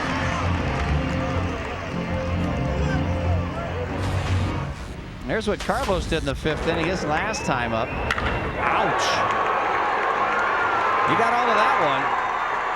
There's another young man's going to hit some homers. Oh, yeah. Again, we talked about it last evening. The fact that this is the best nucleus of a fastball hitting team that you and I have ever seen with the Sox. And as we talked, the reason that is so important is because in the, you know, the 8th and 9th innings, when you're playing in close ball games and other teams bringing out their stoppers, their closers, they're throwing, you know, 97, 98. You better have some fastball hitters up there. There's Glaus. He'll take care of Lee, and that'll end the inning. But the Sox put 1-1 on board by the homer by Paul Konerko. After 7, it's 3-2 Angels. 3-2 Angels here in the top of the 8th inning. And a reminder, coming away after our ball game on Fox Sports News, it'll be highlights of the Cubs and the Diamondbacks. Also the Brewers and the Astros. And an NFL camp update, all coming away after our ball game on Fox Sports News. So the top of the order for Terry Collins here in the 8th inning, trying to add on to that. Whoa. Curveball got away from him over the top of the helmet of Trent Durrington. 3-6-0 for the Anaheim Angels. 2-5-0 for the Sox. Good ball game tonight. Fastball misses. 2-0. Durrington is 0 for 3. Flied to left, grounded to third, and he grounded back to JB. Fakes the bunt, takes a fastball right there. This little guy here looks like he is totally fearless at the plate. Yeah. I don't know if it's that old duck in the pond, you know, where he looks calm on top and those little feet paddling a mile a minute underneath. Never know. But he sure looks like he is just totally fearless up there. You don't see that very often. Good fastball in the inside corner. Reminds me a lot, we both thought of, you know, Chad Curtis and also Biggio. Yeah. Who was totally fearless up there. Oh, got him on a hook, that is. Herb, another new word. There's the old equalizer. Yeah.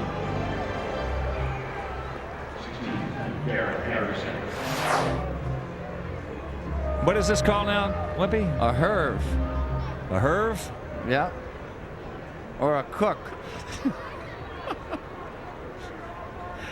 I tell you, all you need is just a mirror. That's all. His fifth strikeout. Norm Crosby couldn't do better than me. There's a good fastball strike. 0-1. Where are you, Norm? I'll tell you.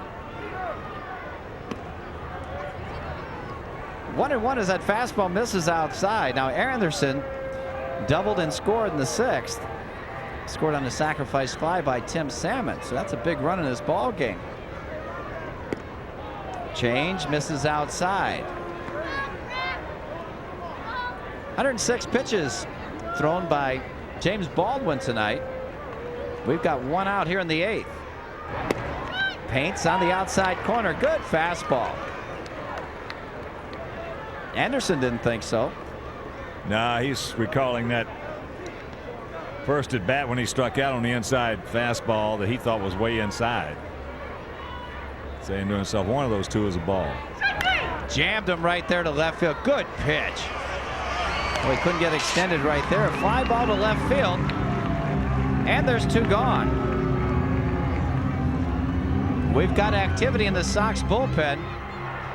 Billy Simas, the right-hander, and Jesus Pena is the southpaw. And the official website of the White Sox is www.chisox.com, your source for White Sox information on players, latest news, tickets, upcoming games, promotions, and much more. Mo had a hang whiff from his last time up. Nice play by Maggs in right field. And he has struck out twice. So Mo Vaughn hitting at 266. Lays off the high fastball.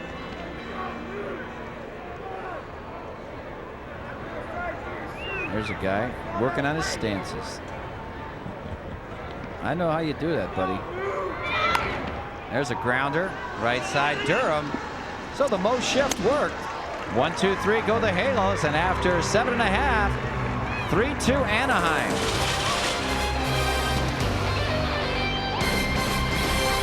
The Chicago area Dodge dealers. Test drive the future at your local Dodge dealer today. We are back. The great city of Chicago. All lit up. And right here, we're in the bottom of the 8th inning. Tim Belcher's still on the mound for the Angels. He has given up 2 homers, one to Carlos Lee in the 5th inning and one to Paul Konerko in the 7th. 3-6-0 for the Angels, 2-5-0 for the Sox. Here's Craig Wilson trying to get it on right here in the bottom of the 8th inning. First pitch by Belcher is a fastball on the outside corner. Little cutting action. You know, Wimpy, we were talking about that email that we got on the flash net there about I could club strengthen itself. We were talking about possibility. First of all, as we mentioned, you're not going to be able to get any outstanding catcher. They're just not going to be available. That ball hit right at Matt. Down. That Salmon. So a hang with him for Craig Wilson.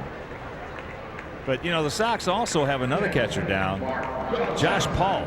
Yeah. I really like Josh Paul. I think he's got a chance. You know, he's a right-handed hitter. I think he's got a chance, youngster, to be an outstanding player in the big leagues. But another position I'd really like to see them try to bolster next year would be a solid, dangerous left-handed hitter coming off the bench. Yeah.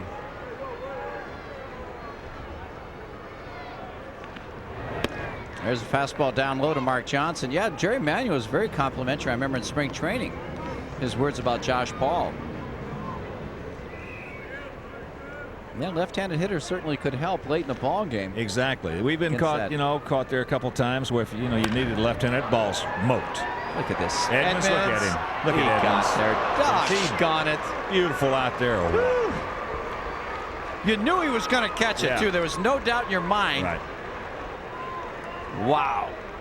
Boy, that was extra bases right there. As Dick Pole on his way out to the mound, he plays shallow.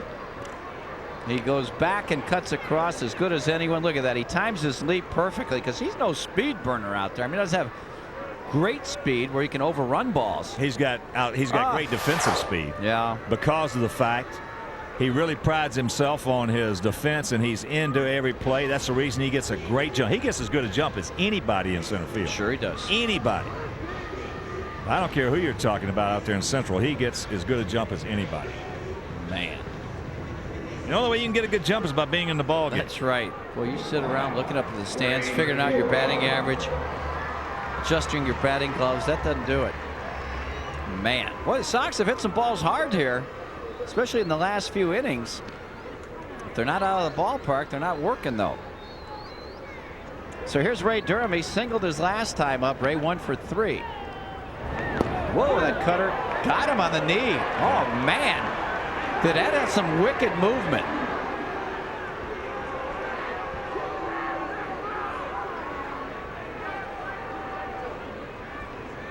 If Ray's standing there, you know he is really hurting. Look at it. Look at all that. Oh, that was his. Was that his back knee? I thought it was his front knee. Let's see.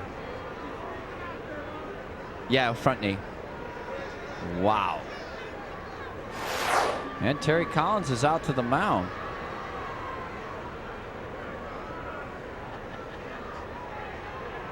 That's got to mean a pitching change.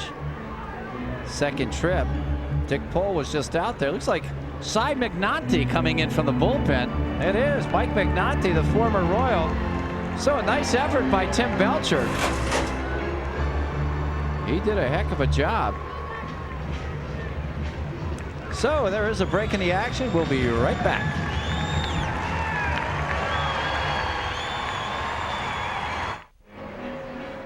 Good solid effort by the 37-year-old veteran right-hander Tim Belcher.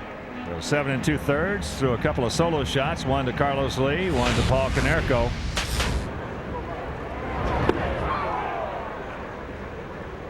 So Belcher pitched well. As Wimpy mentioned, last couple of innings, though, Sox started reading him pretty well and hit some shots. So he gives way to the 34-year-old southpaw, Mike McNaughty. Cy coming on for the 41st time. 4-1 record, no saves, 4.19 ERA, 53 2/3, given up 58 hits, 21 walks, 34 strikeouts.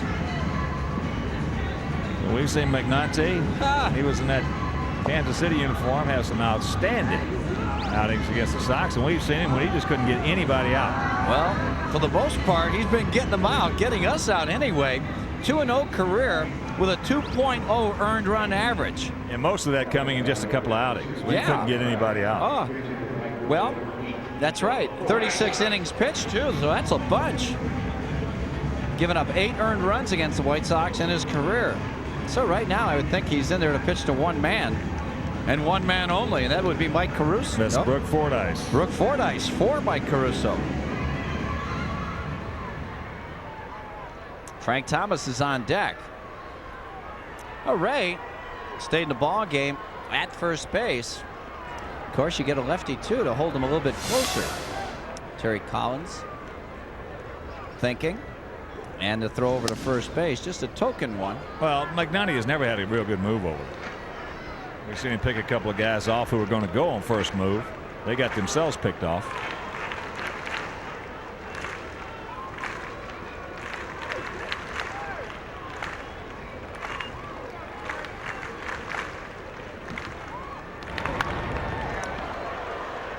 Change up. Fouls that one off to the right. Last year, McNulty was with Houston. 4-7 with a 4.88 earned run average. He pitched in 48 ball games.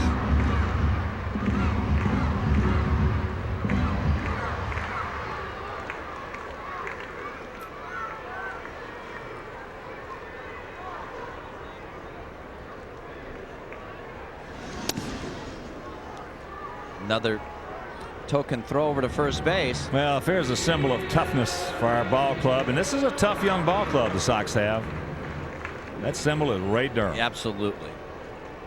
No question about it. The last guy on this team you want to fight. Excuse me, fight. You just can't get it out, can you? No, I hate that word.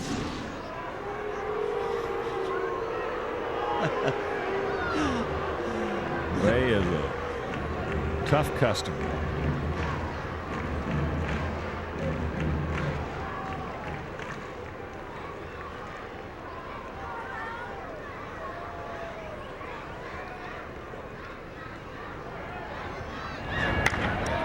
There's a drive to center field. Edmonds on his horse. Can he get there? He can't.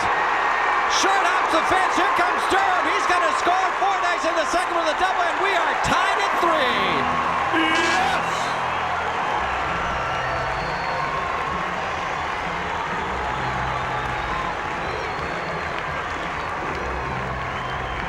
Wow. So the 2-out hit batsman. And Durham comes around the score from first base. Let's take another look at it. Tell you what, that's not a bad pitch by McDonde. A changeup right on the outside corner at the knees, but a superb job by Fordyce going with it. Not turning that top hand over and getting himself an RBI double. So, and we mentioned on how short Jimmy Edmonds plays. This is one time right there. He got burned. Yeah, couldn't get there. Boy, that ball short hopped the fence on the line. So McNulty departs after pitching to one batter. Tim Belcher will get a tough luck, no decision. New pitcher coming on, and we'll be right back with his numbers.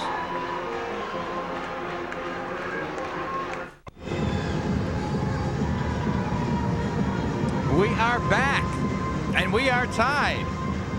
Sox with 3 runs, 6 hits, no errors. Same thing for the Anaheim Angels. Wow. Boy, looked like Tim Belcher was just going to cruise his way through this thing, but he couldn't get by Ray Durham. He hit him, and then the double by Fordyce. So Mike Ferry comes on in 10 games, 0-3 with a 4.88 earned run average. Mike has worked 31 in the third innings, 36 hits, 11 walks, and 15 strikeouts. So the Angels bullpen has been right at the top of the league this season. And last night's hero, Frank Thomas, with the RBI single in the 12th inning. There's Fordyce. Woo-hoo, getting some congratulations as Greg Norton goes out to run.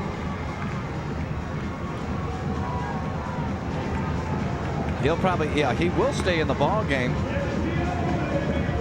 They'll move Craig Wilson over to shortstop with Norton moving to third. So Brooke Fordyce, a big pinch hit double with 2 outs. And we are tied at 3. So the Big Hurt has a chance to be a hero again against the right-hander Mike Ferry.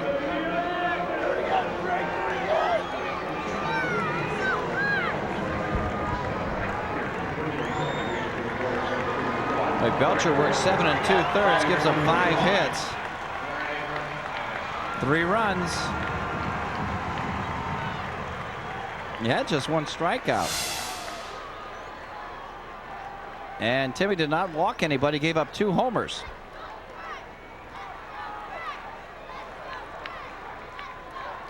So here's Big Frank.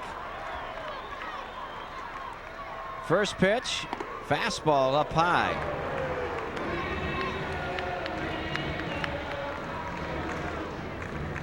Mags on deck. In 7th inning or later, Frank hitting at 305. That's good.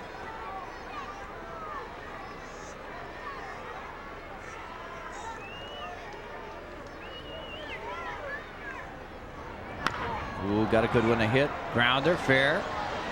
Klaus, a high ball. Wow! Norton's going to score. Frank Thomas in the second. Sox lead it 4-3. You could see that one coming.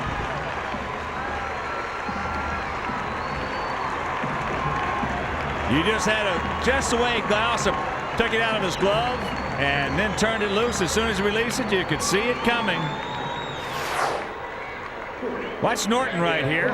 He's really busting it hard. Comes right in over. And he had no chance.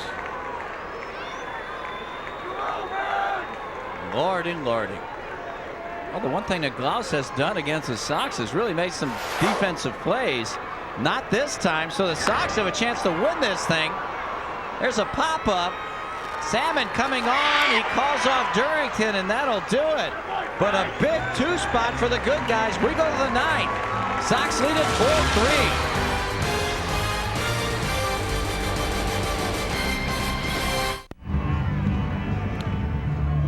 A big 2-spot in the bottom of the 8th inning. A huge error by Troy Klaus, allowing Greg Norton to score the go-ahead run. And some changes for the Sox here in the top of the 9th. There you see Brian Simmons in left field. Greg Wilson moves from third over to short. And remaining in the ballgame at third, Greg Norton. On the mound, Bobby Howry. Wimpy. Bobby coming on for the 52nd time. 4-3, 19 saves, a 3.60 earned run average. He has given up 44 hits in 50 innings, 60 strikeouts to go with 25 walks. So a fine effort from the 2 starters tonight. James Baldwin for the Sox goes 8 innings, giving up 3 runs, 6 hits, 1 walk, had 4 strikeouts. And Tim Belcher went 7 2/3, giving up 3 runs, earned 5 hits, no walks, had 1 strikeout. So here's Howry to Tim Salmon. It'll be Salmon, Edmonds, and Klaus. Outfield deep where they should be. There's first pitch strike.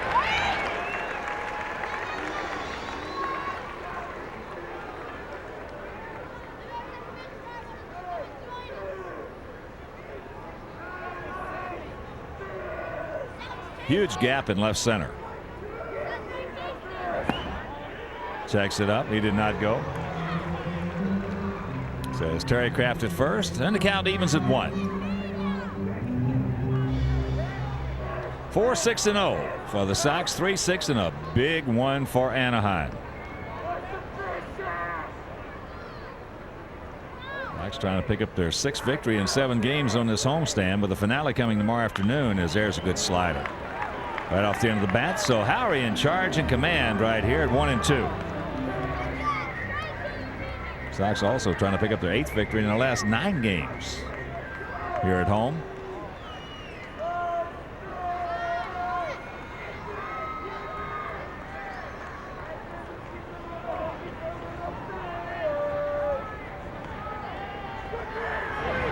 Yes, he's gone. He'll grab some bench, and that is a big out. And let's check out our Advanced Auto Parts player of the game. There he is, 28-year-old right-hander James Baldwin. Gave up 2 runs in the 2nd, 1 in the 6th. Battle him hard. Our Advanced Auto Parts player of the game. Here's Edmonds. He's 2 for 3, 2 doubles and a ribby.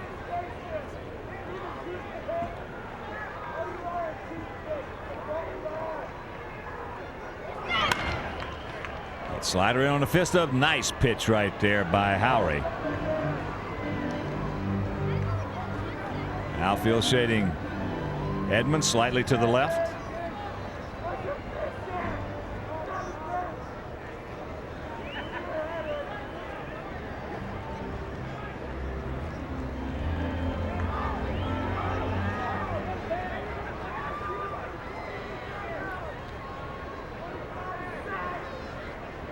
Edmonds, good power to all fields.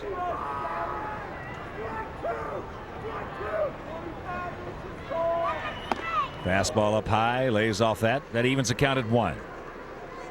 As we mentioned, the Angels 2 in the second, 1 in the sixth. Sox with 1 in the fifth. There's a homer by Carlos Lee, 1 in the seventh. That was a homer by Paul Konerko, and 2 in the bottom of the eighth. Outside 2-1.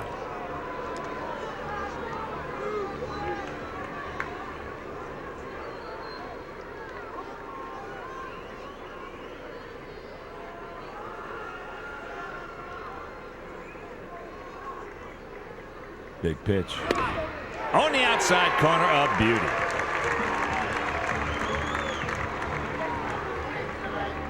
Good tailing action right here from Howard. Looked like some real good late movement. Oh yeah. Not going to hit that one. Not tailing away that late, that quick. Johnson to the inside. Ate him up. Get foul. Get foul. It will. Thank you. Good pitch. Yeah, especially after the last one.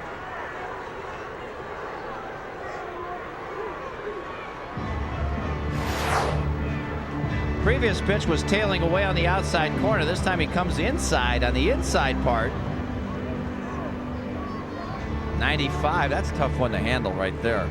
But as you mentioned, especially after that previous pitch, what he's doing, what you do like that, if you're a pitcher, you're making the guy move his eyes. He just can't focus in on one area.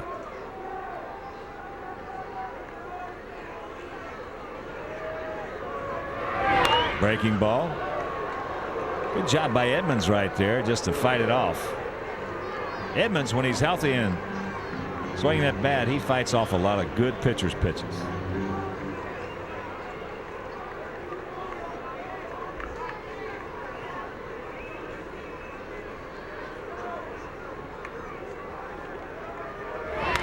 That's into left field. That's a can of corn. What? Brian Simmons falls down, now recovers, makes the catch, and that is out number 2. Woo!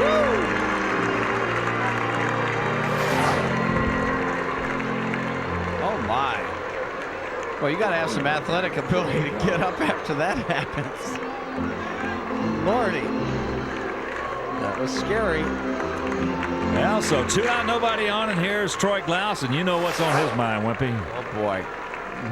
Only one thing, tie it up.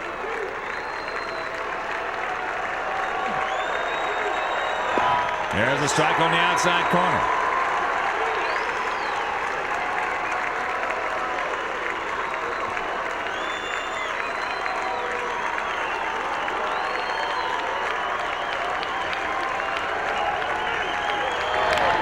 Slider in the count, 0-2. Well, the Halos down to their last bullet.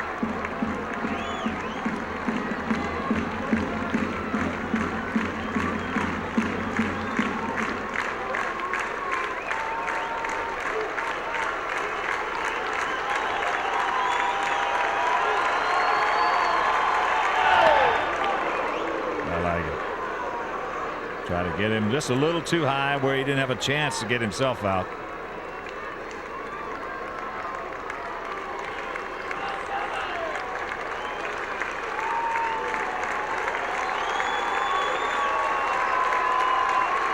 The 1-2 pitch. 2-2 the count.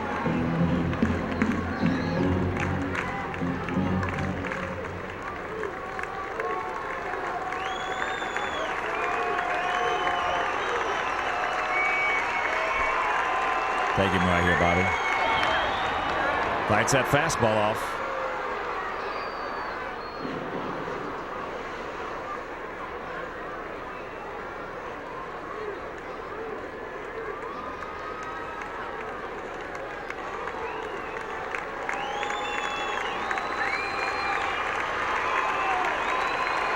Johnson to the inside. So a full count with Jeff Houston, the on-deck hitter.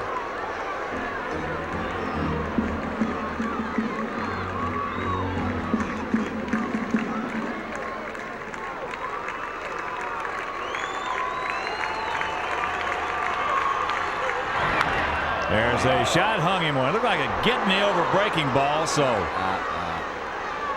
Klaus will pull into scoring position with 2 out. See, right there, that reminds me of the Buhner pitch in Seattle. I'll tell you, you're doing Klaus a favor by throwing him a breaking ball right now. He is just tardy on the fastball. He's got a real long swing going for him. I don't think he could have hit Bobby's 95-mile-an-hour fastball. Of course, we won't find out right now. Boy, thank goodness he didn't hit it out of the ballpark. Well, that's the thing. You know, that's young pitchers have to learn that get me over breaking balls on 3-2 just don't work. A lot of guys still have a conception, well, it's 3-2, all I got to do is just spin one up there. In the big leagues, it does not work. High school, college, minor leagues, yeah, it'll work sometimes, but not in the big leagues. So here's Jeff Houston. He has really been swinging about well. Takes that pitch off the plate. Sheets running for Klaus.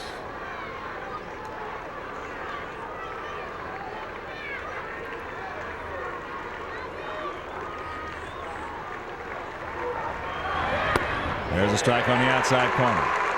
If there's something that a young pitcher could do, it would be the best thing he can ever do for himself is promise himself and keep the promise. I'll never throw another get-me-over breaking ball on 3-2. You're going to throw it, throw a good one. If you're going to throw a slider, throw a good one. If you're going to throw a curveball, throw a good one, not a get-me-over. 1-2 the count to Houston. Right here, Jeff Houston hasn't been hitting the bottom part of all the lineups because he was a great fastball hitter.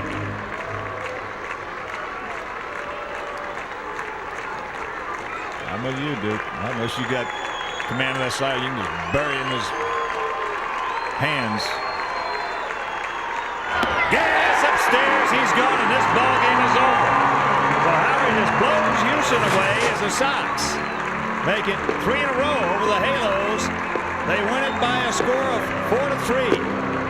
And Wimpy, what you were just talking about, he just reached back, put some giddy up, and blew him away. Well, and then you can live with it if you get beat on a pitch like that. But Bobby Howard's got too good a fastball. When you throw 94, 96 miles an hour late in a ball game like this, you're going to get beat. You got to get beat by that #1 pitch. Unfortunately, he got Jeff Houston to end this ball game and get James Baldwin a much-deserved victory tonight. And the final totals. And before we do that, we're going to check out our Dodge driver of the game. There you're looking at it. Brooke Fordyce coming up with 2 out. Durrell on base, and look at the double over the head of Jimmy Edmonds. As we mentioned, Edmonds plays very, very shallow. There's a situation where he's got to go back a few steps and protect against anything hit over his head. Got burned, and the Sox come up, and they win it 4-3. And a reminder, be sure and join us Sunday when the Sox visit the Baltimore Orioles from Camden Yards. Coverage begins with the game room at noon, followed by the game at 12:30. And coming up next, it'll be Fox Sports News. So for Wimpy, for Jimmy, for Ron, for Joe, this is Hawk. So long, everybody. You have been watching Chicago White Sox baseball on Fox Sports Net Chicago.